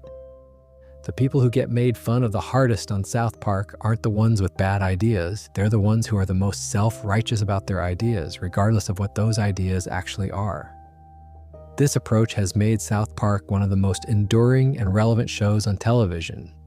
While other satirical programs age poorly because their targets become outdated, South Park's targets are eternal. Hypocrisy, self-righteousness, tribalism, fear, greed. and the gap between what people say they believe and how they actually behave. These are human constants that will be funny and worth satirizing as long as human beings exist. And South Park has proven, at over 28 seasons and counting, that it can find those targets consistently while also being genuinely entertaining. The show aired during the September 11th attacks and responded within weeks. It aired during the Iraq War, the Obama administration, the Trump administration, the COVID pandemic, and the age of social media. Through all of it, South Park has been the one show on television that was willing to say the things that no one else would say in the most offensive and hilarious way possible, and somehow be right more often than it was wrong. But we can't talk about South Park's satirical legacy without talking about the moment the show jumped from television to the big screen and nearly won an Academy Award in the process.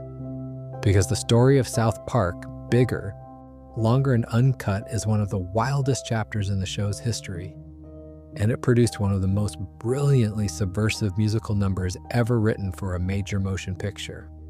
The film was released on June 30th, 1999, right between the second and third seasons of the show. It was rated R, which was itself a joke since the show had always pushed the boundaries of what was acceptable on cable television, and now had the freedom to go even further without network censors. The plot follows the boys after they sneak into an R-rated movie starring their favorite Canadian comedians, Terrence and Phillip. After watching the film, the boys start using extreme profanity, which horrifies their parents. The parents of South Park declare war on Canada, blaming the Canadian entertainment industry for corrupting their children. This escalates into an actual military conflict between the United States and Canada, which then triggers a literal apocalypse involving Satan and Saddam Hussein emerging from hell. It sounds insane, and it is. But underneath the vulgarity and the absurdity, the film is a razor-sharp satire about censorship, moral panic, and the tendency of parents to blame media for their children's behavior rather than taking responsibility themselves. The mothers of South Park, led by Sheila Broflovsky, Kael's mom, form an organization called Mothers Against Canada and lead the charge to war, all because their kids learned some new swear words from a movie. The irony is that the parents' reaction to offensive content causes infinitely more harm than the content itself, which is exactly the point Parker and Stone were making about real-world moral outrage. The film was also a full-blown musical, and this is where things get really interesting. Trey Parker wrote the songs in collaboration with Mark Shaman, who had composed the score for films like The American President and Sleepless in Seattle. Together they created a soundtrack that was genuinely brilliant, parodying and paying tribute to the traditions of Broadway and Disney musicals, while filling every song with the most vulgar content imaginable. The opening number, Mountain Town, is a direct parody of Belle from Beauty and the Beast. Blame Canada riffs on protest anthems. La Résistance borrows the structure of Les Miserables ensemble numbers. And Uncle Fucker, performed by Terrence and Phillip in the In-Universe movie, is simultaneously one of the crudest and most technically accomplished comedy songs ever written. Blame Canada was nominated for the Academy Award for Best Original Song at the 2000 ceremony. This was not a joke nomination, it was a legitimate recognition from the Academy of Motion Picture Arts and Sciences that the song was one of the 5 best original songs produced for a film that year. Robin Williams performed a censored version of the song during the Oscar telecast, and the moment of a beloved family entertainer singing a song from South Park on the Academy Awards stage was one of the most surreal moments in Oscar history.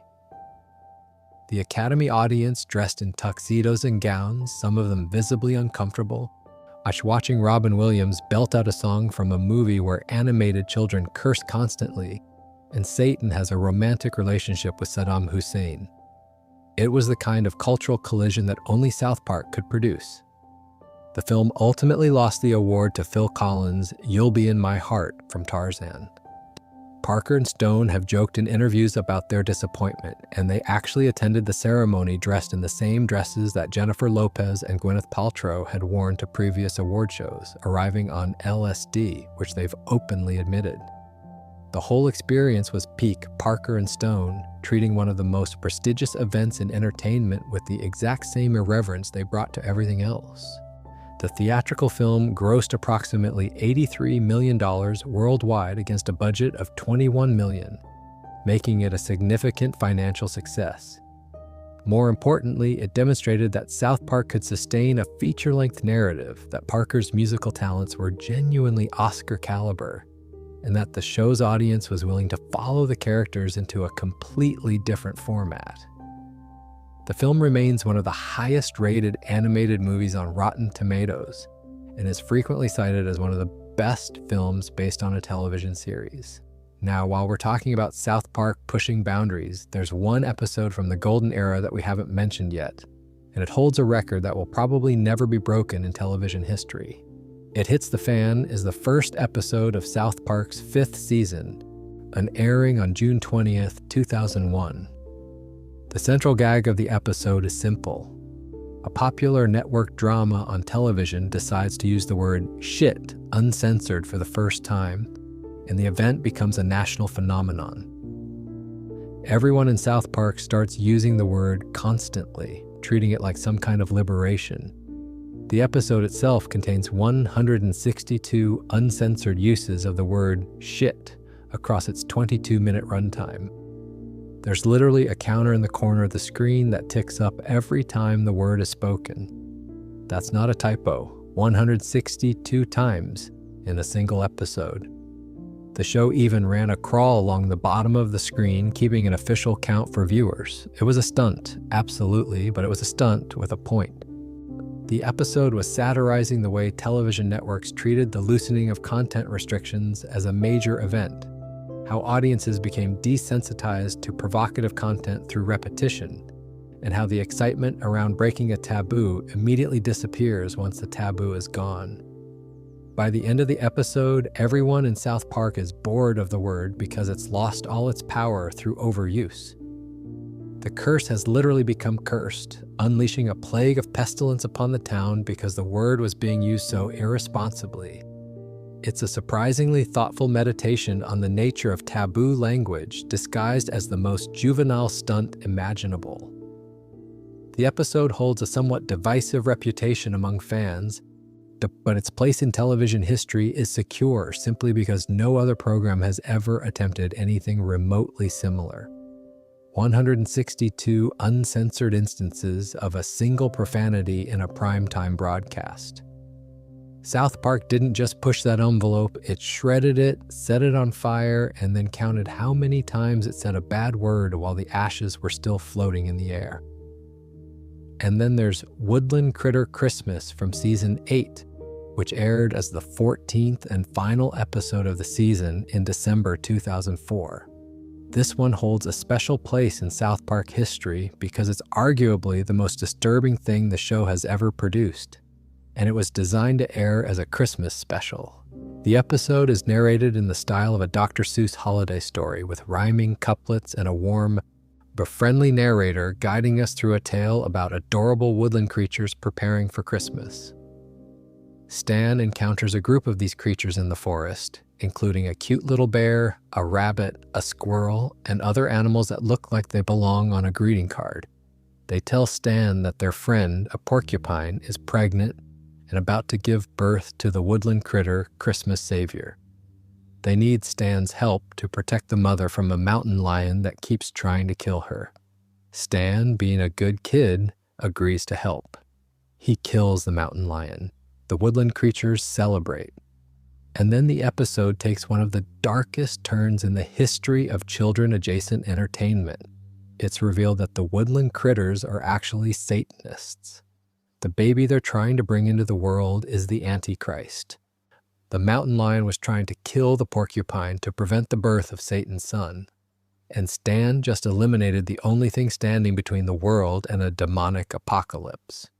What follows is a nightmarish sequence where the cute woodland creatures perform blood sacrifices, summon demons, and engage in behavior so extreme that even by South Park standards, it's shocking.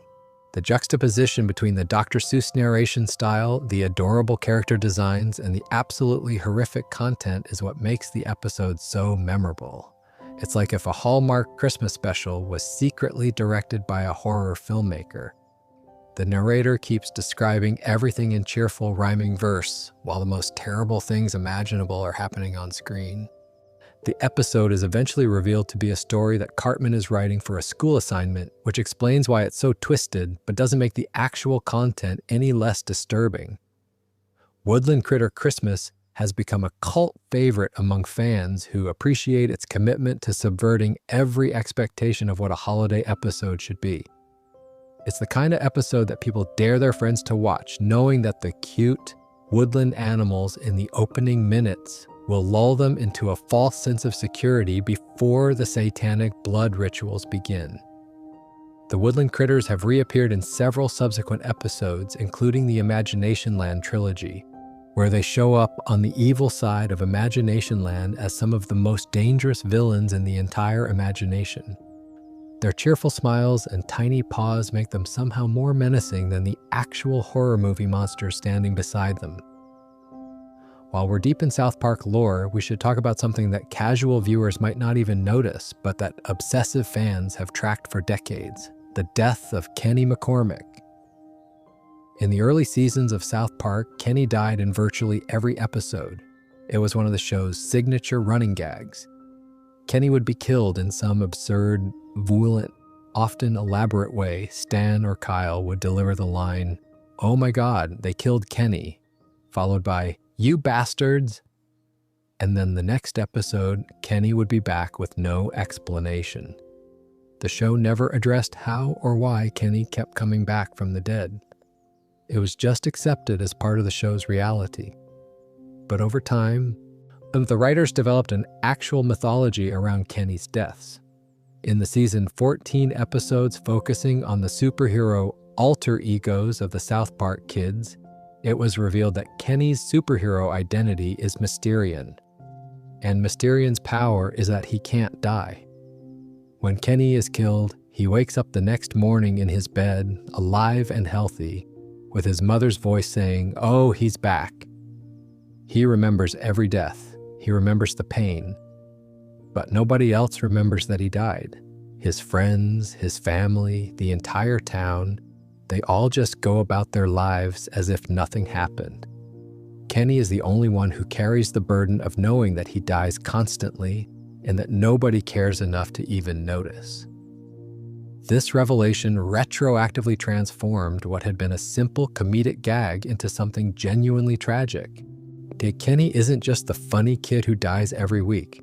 He's a character trapped in an endless cycle of death and resurrection, fully conscious of his situation, with no one in his life who can understand or validate his suffering.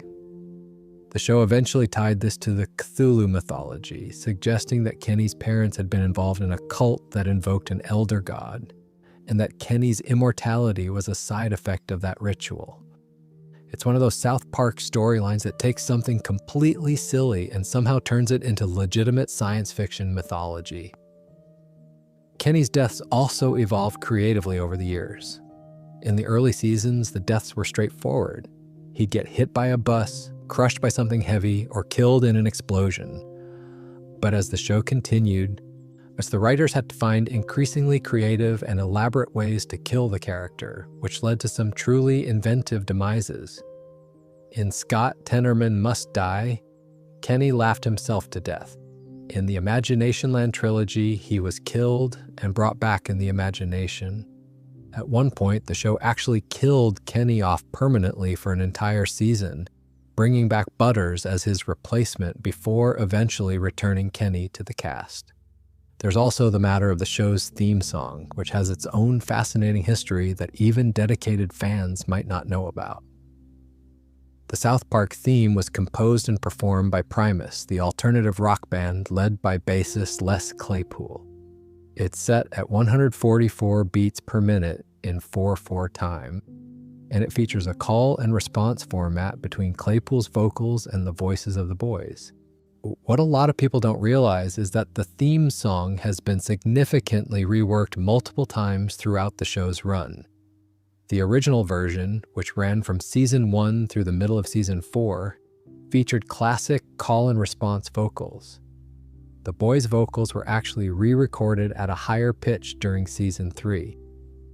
When the show transitioned to a storyline where the boys moved to 4th grade in the middle of season 4, the theme was completely remade as a techno and breakbeat remix by producer Paul Robb, replacing the acoustic guitars with electronic elements. For seasons 6 through 10, they switched again to what fans call the bluegrass theme, which had a twangy, country-inspired aesthetic. During season 6, when Kenny was canonically dead and absent from the show, his lyrics in the theme song were temporarily reassigned to Timmy Birch. Starting around season 10, the theme evolved into what's known as the Wamola theme, a heavier rock and metal version featuring Claypool's custom electric bass instrument called a wamola. When season 17 began, the opening visuals were completely revamped to 3D computer animation, though the wamola instrumental was retained. And for season 25, the theme was re-recorded yet again with a full orchestral arrangement, reincorporating uncensored Kenny lyrics for the first time in years. Speaking of production details, we talked earlier about the 6-day production cycle, but there's a documentary that goes deeper into this process than anything else ever has. 6 Days to Air, The Making of South Park, premiered on October 9th, 2011 on Comedy Central. It followed the production of a single episode from conception to broadcast, and what it revealed about how South Park gets made was genuinely jaw-dropping. The documentary showed Parker writing the script essentially by himself, often staying at the studio until 3 or 4 in the morning, rewriting scenes, throwing out entire plot lines, and starting over from scratch multiple times within the same week. It showed the animation team working around the clock, rendering scenes while the dialogue was still being recorded. It showed sound editors mixing the final audio while animators were still finishing shots that would air in just a few hours. And it showed Parker standing in the recording studio at 2 in the morning for doing the voices for multiple characters while simultaneously directing the session and making notes about animation changes he wanted. The most striking thing about the documentary was how little sleep anyone got and how much stress was involved in producing every single episode. Parker has talked about suffering from severe anxiety during production weeks, often convinced that the episode currently being made is the worst thing he's ever created. This is the same anxiety that led to his near breakdown during Make Love, Not Warcraft.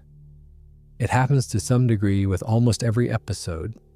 The 6-day schedule doesn't allow for the kind of distance and perspective that most creative people need to evaluate their own work. Parker is writing, directing, voicing, and overseeing the animation of an episode that will be seen by millions of people, and he has to make final decisions about it while running on almost no sleep. Stone has described their dynamic by saying that his main job during production weeks is to keep Parker from throwing everything in the garbage and starting over.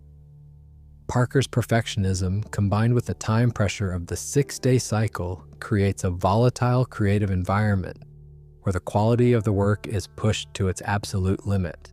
And somehow, impossibly, this process has produced 338 episodes over 28 seasons without either of them having a complete nervous breakdown. At least not one they've told us about. The documentary also revealed something interesting about the financial side of the show. The union contracts for voice actors typically pay for up to 3 characters per session. Since Parker and Stone voiced the vast majority of the show's characters between them, the system works out to be remarkably economically efficient. The recording sessions happen every Wednesday, as they have since 1999, and typically take about 4 hours for an 11-minute episode. The studio itself is located in Culver City, California. The fictional town of South Park is modeled on the real South Park Basin in the Fairplay area in Colorado where Parker and Stone grew up. The contrast between the sunny Southern California production offices and the snowy Colorado mountain town depicted in the show is something the creators have joked about, noting that they write about a freezing, isolated small town while sitting in one of the warmest, most connected cities on Earth. There's something poetic about that disconnect. Two guys who left the mountains of Colorado for the sunshine of Los Angeles, but who keep returning week after week to that little animated mountain town in their imaginations. South Park, Colorado may not be a real place, but for Parker and Stone, it's clearly home in a way that matters more than geography.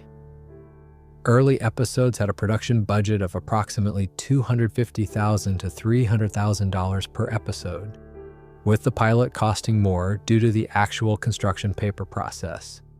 While current per-episode costs have not been officially disclosed, the $1.5 billion deal signed in 2025 implies that the overall value of the production has increased dramatically from those early days. And there have been production challenges beyond just the regular weekly grind. COVID-19 disrupted season 24 so severely that the season was reduced to just 2 episodes of long-form specials. A power outage delayed the season's 17 premiere in 2013, and during season 27 in 2025, the production team actually missed their deadline on the 5th episode, causing Parker and Stone to issue a public apology. For a show that prides itself on never missing a broadcast, this was a significant moment that showed even the most disciplined production schedule in television isn't completely immune to problems. All of these details, the production process, the theme song evolution, Kenny's mythology, the theatrical film, the record-breaking profanity counts, and the disturbing Christmas specials, are the threads that weave together to create the full tapestry of South Park's legacy. They're the kinds of stories that explain why the show isn't just a popular cartoon, but a genuine cultural institution. And that's what makes the final part of our journey tonight so important. Because after everything we've talked about, the iconic episodes, the controversies, the banned content, the satirical masterpieces, and the insane production stories, the question that remains is the simplest one of all. How is this show still going? How is a cartoon that started as a construction paper arts and crafts project in 1992 still on the air in 2026, still winning awards, still causing controversies, and still pulling millions of viewers? Let's settle in for the last stretch. Here's a number that still doesn't feel real. 28 seasons, 338 episodes, 5 Primetime Emmy Awards, an Academy Award nomination for Best Original Song, a Peabody Award, a Critics' Choice Television Award for Best Animated Series, won as recently as 2025.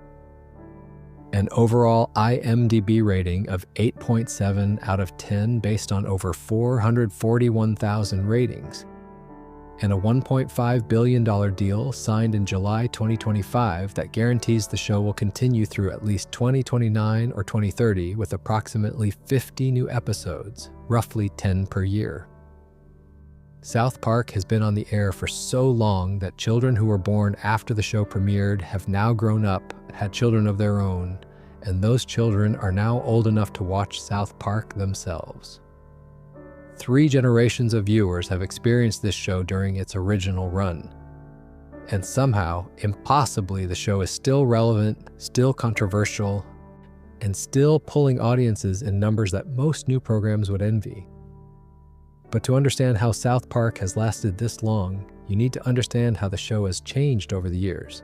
Because the South Park of 2025 is a very different show than the South Park of 1997, even though it's made by the same 2 people using the same basic approach.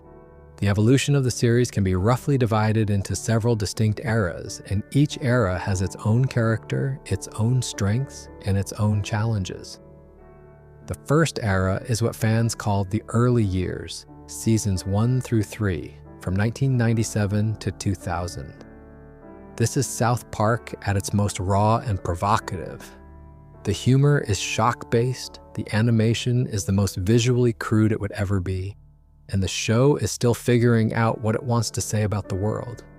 These seasons introduce the core characters and establish the basic formula. Stan is the everyman. Kyle is the moral compass. Cartman is the Idiwar. Kenny dies in every episode. The plots are mostly standalone, and the comedy relies heavily on vulgar language, absurd situations, and the novelty of seeing animated children say and do things that animated children had never said or done on television before.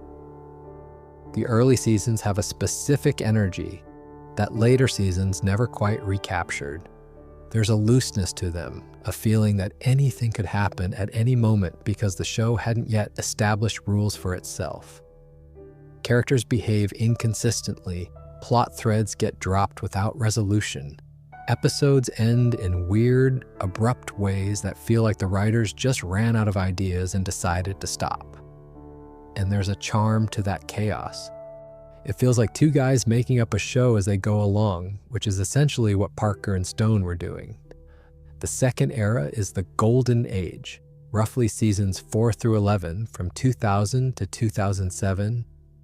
This is when South Park went from being a funny, shocking cartoon to being one of the best shows on television.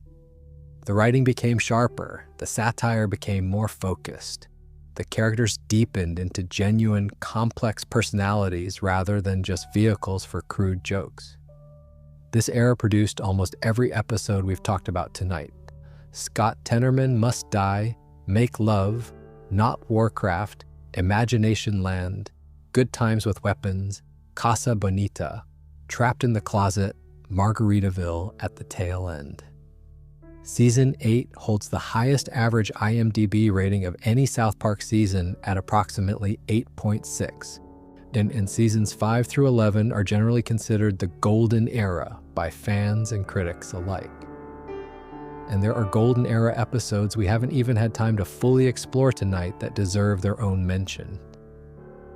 The return of the Fellowship of the Ring to the Two Towers from season 6 holds a 9.4 on IMDb, making it the third highest rated episode in the entire series. The premise is beautifully simple. The boys are playing an elaborate Lord of the Rings game, pretending they're on a quest to return the Fellowship DVD to the video store. But Stan's parents accidentally mix up the DVDs and the boys end up carrying an adult film instead of the Tolkien movie. The entire town descends into chaos trying to recover the tape before the kids watch it. And the episode becomes a pitch-perfect parody of the Lord of the Rings trilogy, while simultaneously satirizing parental anxiety about children's exposure to sexual content. The 6th graders become the Uruk-hai. Butters becomes Gollum, obsessed with the tape after accidentally watching it. And the whole thing builds to a climax where the adults have to sit the boys down and explain what sex is, which they do in the most horrified, awkward, roundabout way possible. It's one of the cleanest examples of how golden era South Park could take a pop culture parody, a social issue, and genuine character comedy and weave them all together into something that worked perfectly on every level. Other golden era standouts include The Losing Edge from season 9, joke which flipped Little League Baseball on its head by having the boys desperately trying to lose every game so they wouldn't have to keep playing through the summer, while Randy Marsh gets into increasingly violent fights with other parents in the stands.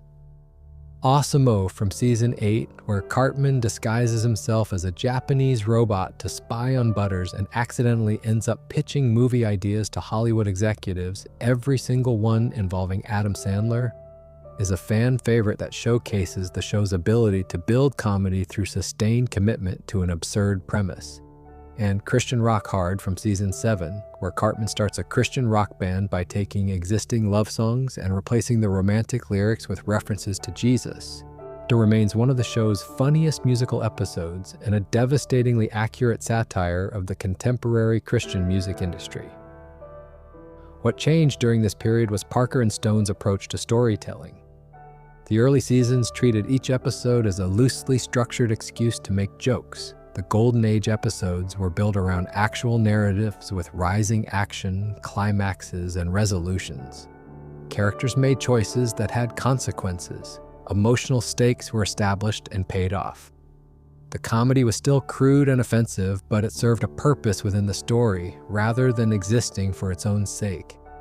This is when South Park proved it could be both the funniest show on television and one of the most thoughtful. The 6-day production cycle, which was fully established by season 4, played a crucial role in this era's success. It allowed the show to respond to current events with a speed and relevance that no other animated program could match. When something happened in the world, South Park could have an episode about it on the air within days. This made the show feel vital and necessary in a way that other animated comedies, which worked months or years ahead of schedule, simply couldn't achieve. The third era is what some fans call the transition years, roughly seasons 12 through 17 from 2008 to 2013. This period saw South Park experimenting with longer story arcs while still maintaining an episodic structure. Episodes like the Coon trilogy in season 14, which introduced the boys' superhero alter egos and explored Cartman's delusional self-image as a heroic figure, showed the show testing the waters of serialized storytelling. The You're Getting Old and Asperger's two-parter in season 15 was a meta-commentary on Parker and Stone's own creative fatigue, with Stan suddenly seeing everything in the world as literally being garbage and being diagnosed with being a cynical asshole. It was surprisingly honest and melancholy for a show that usually kept its emotional cards close to its chest. This era also produced some of the show's most divisive moments. 200 and 201 brought the Muhammad controversy to a head. The show's tone began shifting away from pure satire and toward more character-driven storytelling. Randy Marsh, who had been a supporting character for most of the show's run, started becoming increasingly prominent, often serving as the vehicle for the show's commentary on adult behavior and suburban hypocrisy. Fans debated whether this shift was an improvement or a sign that the show was running out of ideas for its child characters. The fourth era is the serialization experiment, primarily seasons 18 through 20 from 2014 to 2016. This is when South Park made its most radical structural change. Instead of standalone episodes, the show began telling continuous storylines that carried over from episode to episode within a season.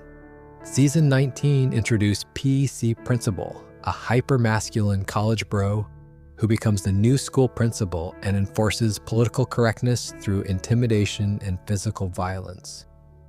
The character was designed as a satire of call-out culture and the weaponization of social justice language. And the season-long arc about PC culture transforming South Park was one of the show's most ambitious narrative experiments. Season 20 pushed serialization even further. It told a single continuous story across all 10 episodes centered around an internet troll called Skank Hunt 42, who turns out to be Kyle's father Gerald, the 2016 presidential election as filtered through Mr. Garrison's Trump analog, and a nostalgia phenomenon represented by sentient member berries that keep saying, "Remember when things were good? Remember Star Wars? Remember no immigrants?" The serialization of season 20 received mixed reactions from fans and critics. Some loved the ambition and the way it allowed the show to develop ideas over multiple episodes. The others felt that the continuous storyline made individual episodes less satisfying and removed the element of surprise that had always been central to the South Park experience. The Rotten Tomatoes critics' score for season 20 was 73%, which was decent but below the show's peak. Parker and Stone seemed to hear the criticism because subsequent seasons dialed back the strict serialization and returned to a more hybrid model where loose character arcs ran across a season of mostly standalone episodes. The fifth era is the Tegrity Farms years, roughly seasons 21 through 23, from 2017 to 2019. This period was defined by one thing above all else. Randy Marsh became the de facto main character of South Park. The Tegrity Farms storyline, which sees Randy buying a marijuana farm and becoming a weed entrepreneur, dominated these seasons in a way that no single subplot had ever dominated the show before. Randy's antics at Tegrity Farms, his rivalry with other producers, his increasingly delusional belief in his own business acumen became the engine driving most episodes. Fans were split on this shift. Randy had always been one of the show's funniest characters, and giving him more screen time produced some genuinely great comedy. But some viewers felt that the emphasis on Randy came at the expense of the boys, who are supposed to be the show's central characters. Stan, Kyle, Cartman, and Kenny felt like they were being pushed to the margins of their own show, while Randy's weed empire took center stage. This era also produced some notable standalone episodes. Put It Down addressed school shootings and mass violence in a way that was surprisingly emotional and direct for South Park. Banned in China triggered the blanket ban of the franchise in the People's Republic of China, as we discussed earlier. And the show continued to take on hot-button issues like the Me Too movement, Fortnite addiction, and the vaping epidemic with its characteristic blend of vulgarity and insight. The sixth era is the pandemic and beyond period, from 2020 to the present. COVID-19 completely disrupted South Park's production. Season 24 was reduced to just 2 episodes, both of them long-form pandemic specials that abandoned the traditional episode format entirely. The pandemic special depicted the boys returning to school in a radically altered world, with face masks, social distancing, following a town transformed by fear and misinformation. It was nominated for an Emmy. The show then produced a series of Paramount Plus exclusive event specials, including Post-COVID and The Return of COVID, which imagined the boys as adults in a future where the pandemic had permanently changed society. These specials were approximately 45 minutes each, much longer than the standard 22-minute episode, and they represented South Park's most sustained experiment with long-form storytelling. Seasons 25 and 26, which aired in 2022 and 2023, saw the show return to a shorter format of approximately 6 episodes per season. The writing quality fluctuated. Season 25 holds the lowest average IMDb rating of any South Park season at roughly 7.1. While some individual episodes were well received, the show felt like it was searching for its identity in a post-pandemic, post-serialization landscape. It was still South Park, still funny, still provocative, but there was a sense that the show was trying to figure out what kind of program it wanted to be going forward. And then came season 27 in 2025.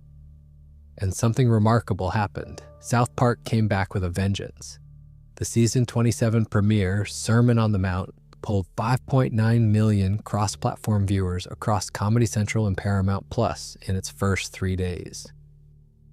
That represented a 68% increase over the season 26 premiere and was the biggest Comedy Central premiere audience share since 1999. The second episode of the season, Got a Nut, pulled approximately 6.2 million cross-platform viewers, for making it the most watched South Park episode since 2018. Season 27 featured a highly serialized narrative centering on a satirical depiction of the second Trump administration. It included parodies of prominent political figures, surveillance themes, and the kind of fearless political commentary that South Park does better than anyone else on television. The show felt revitalized. The writing was sharp, the comedy was biting, and the audience responded in numbers that the show hadn't seen in years. Season 28 followed later in 2025, with another 5-episode run that included plot lines about internet memes, billionaire culture, and a wildly irreverent depiction of modern Christianity. The linear viewership was lower, averaging approximately 438,000 viewers per episode, but the cross-platform numbers remained strong. What South Park's audience has shifted heavily toward streaming over the past decade, and the linear ratings no longer tell the full story of the show's reach. The $1.5 billion deal that Parker and Stone signed with Paramount Global in July 2025 was a clear statement of confidence in the show's continued value. That deal doesn't just cover new episodes, it includes new movies, potential spin-offs, and the continued expansion of the South Park brand across multiple platforms. Parker and Stone are essentially locked into making South Park for at least another 5 years, which means the show will almost certainly pass the 400 episode mark before it ends. And here's what's remarkable about that. South Park has been on the air for nearly 3 decades, and it's still being made by the same 2 people who created it. So Trey Parker has written 325 episodes and directed 317 of them as of 2025. Matt Stone has been there for every single one as co-creator and executive producer. There have been 0 showrunner changes, 0 creative regime shifts, and 0 handoffs to a new generation of writers. The show has been Parker and Stone's vision from the very first frame of the pilot to the most recent episode. That kind of continuity is virtually unprecedented in television. The Simpsons has gone through multiple showrunners and writing staffs. Family Guy has evolved significantly under different creative leadership. But South Park has remained fundamentally the work of 2 guys who started cutting out shapes from construction paper in a Colorado apartment over 30 years ago. The show's 5 Emmy wins span from 2005 to 2013. For episodes including Best Friends Forever, Make Love, Not Warcraft, The Imaginationland Movie, Margaritaville, and Raising the Bar. Its Oscar nomination came in 2000 for Blame Canada, the song from the 1999 theatrical film South Park, Bigger, Longer, and Uncut, which was written by Trey Parker and Mark Shaman. The Peabody Award in 2005 or 2006 recognized the show's overall contributions to satirical commentary. And the Critics' Choice Television Award for Best Animated Series in 2025 showed that even nearly 3 decades in, the industry still considers South Park among the very best animated programs on television. The cultural impact extends far beyond awards. South Park popularized phrases and concepts that became part of everyday language. "Oh my God," "They killed Kenny" became one of the most recognizable catchphrases in television history. The show's treatment of Al Gore as the obsessive hunter of Man-Bear-Pig became a cultural reference point for how environmentalism was discussed in popular media. Integrity Farms became shorthand for the cannabis industry. The show's depiction of the 2016 election through Mr. Garrison's Trump analog predicted the chaos of that political era with eerie accuracy. And the show's influence on other programs is immeasurable. South Park proved that adult animation could be sharp, topical, and relevant in a way that went beyond the family sitcom format that The Simpsons had established. It showed that a cartoon could win Peabody Awards and Emmy Awards, while also featuring characters who regularly use language that would make a sailor blush. It demonstrated that speed of production could be a creative advantage rather than a limitation. And it proved, perhaps most importantly, that audiences would embrace a show that refused to take sides, refused to be politically correct, and refused to treat any subject as too sacred to satirize. So that's the story of South Park, or at least the parts of it that we've been able to cover tonight. From a construction paper short film made in a Colorado basement to a $1.5 billion media franchise. From a 1.3 Nielsen rating on an obscure cable network to a cultural phenomenon that has been discussed by the Supreme Court, banned by the Chinese government, threatened by extremists, and celebrated by the Television Academy. From 2 shy guys from the University of Colorado to the creators of one of the most enduring, influential, kind of deliberately offensive television programs in the history of the medium. The show started on August 13th, 1997. It's still going in 2026. That's almost 30 years of 4 foul-mouthed construction paper kids navigating a world run by adults who are somehow even more ridiculous than they are. 30 years of Cartman being terrible, 30 years of Kenny dying and coming back, 30 years of Kyle trying to be moral in a world that doesn't reward morality, 30 years of Stan just trying to figure out what the hell is going on. South Park has outlasted most of the people and institutions it has satirized. Politicians it mocked have left office. Celebrities it parodied have faded from public life. Controversies it ignited have been forgotten. But the show is still here, still making episodes in 6 days. Is still willing to say absolutely anything about absolutely anyone, and still finding the humor in a world that often feels like it's lost its sense of humor entirely. Think about that for a second. When South Park premiered in 1997, Google didn't exist yet. The iPhone was a decade away, social media was science fiction, the internet was dial-up and AOL chat rooms. And here we are, almost 30 years later, and this show about 4 kids in a mountain town is still on television, still winning awards, and still making people laugh and argue in equal measure. It has survived the rise and fall of entire entertainment empires, the complete transformation of how people consume media, and cultural shifts so profound that a show made in 1997 shouldn't have any relevance in 2026. But it does, because the things South Park makes fun of, human stupidity, hypocrisy, tribalism, and the gap between what we say and what we do, those things don't change. Technology changes, culture changes, politics change. But people stay exactly the same. If you're still awake after all of this, well, there are 338 episodes waiting for you. The entire catalog is streaming on Paramount Plus and on the official South Park Studios website for free. You could start from the beginning with Cartman Gets an Anal Probe and work your way through every single season, every controversy, every banned episode, every Emmy win, and every moment that made this show the cultural force it became. It would take you hundreds of hours, and honestly, there are worse ways to spend your time. But for now, just close your eyes. You've heard about the episode where a 9-year-old fed a teenager his own parents. You've heard about the episode that won an Emmy despite its creator begging for it to be pulled from the air. You've heard about the trilogy that turned a bet about leprechauns into a war for the soul of human imagination. You've heard about the episodes that got banned from entire countries. And you've heard about how a cartoon made from construction paper became one of the most important shows in television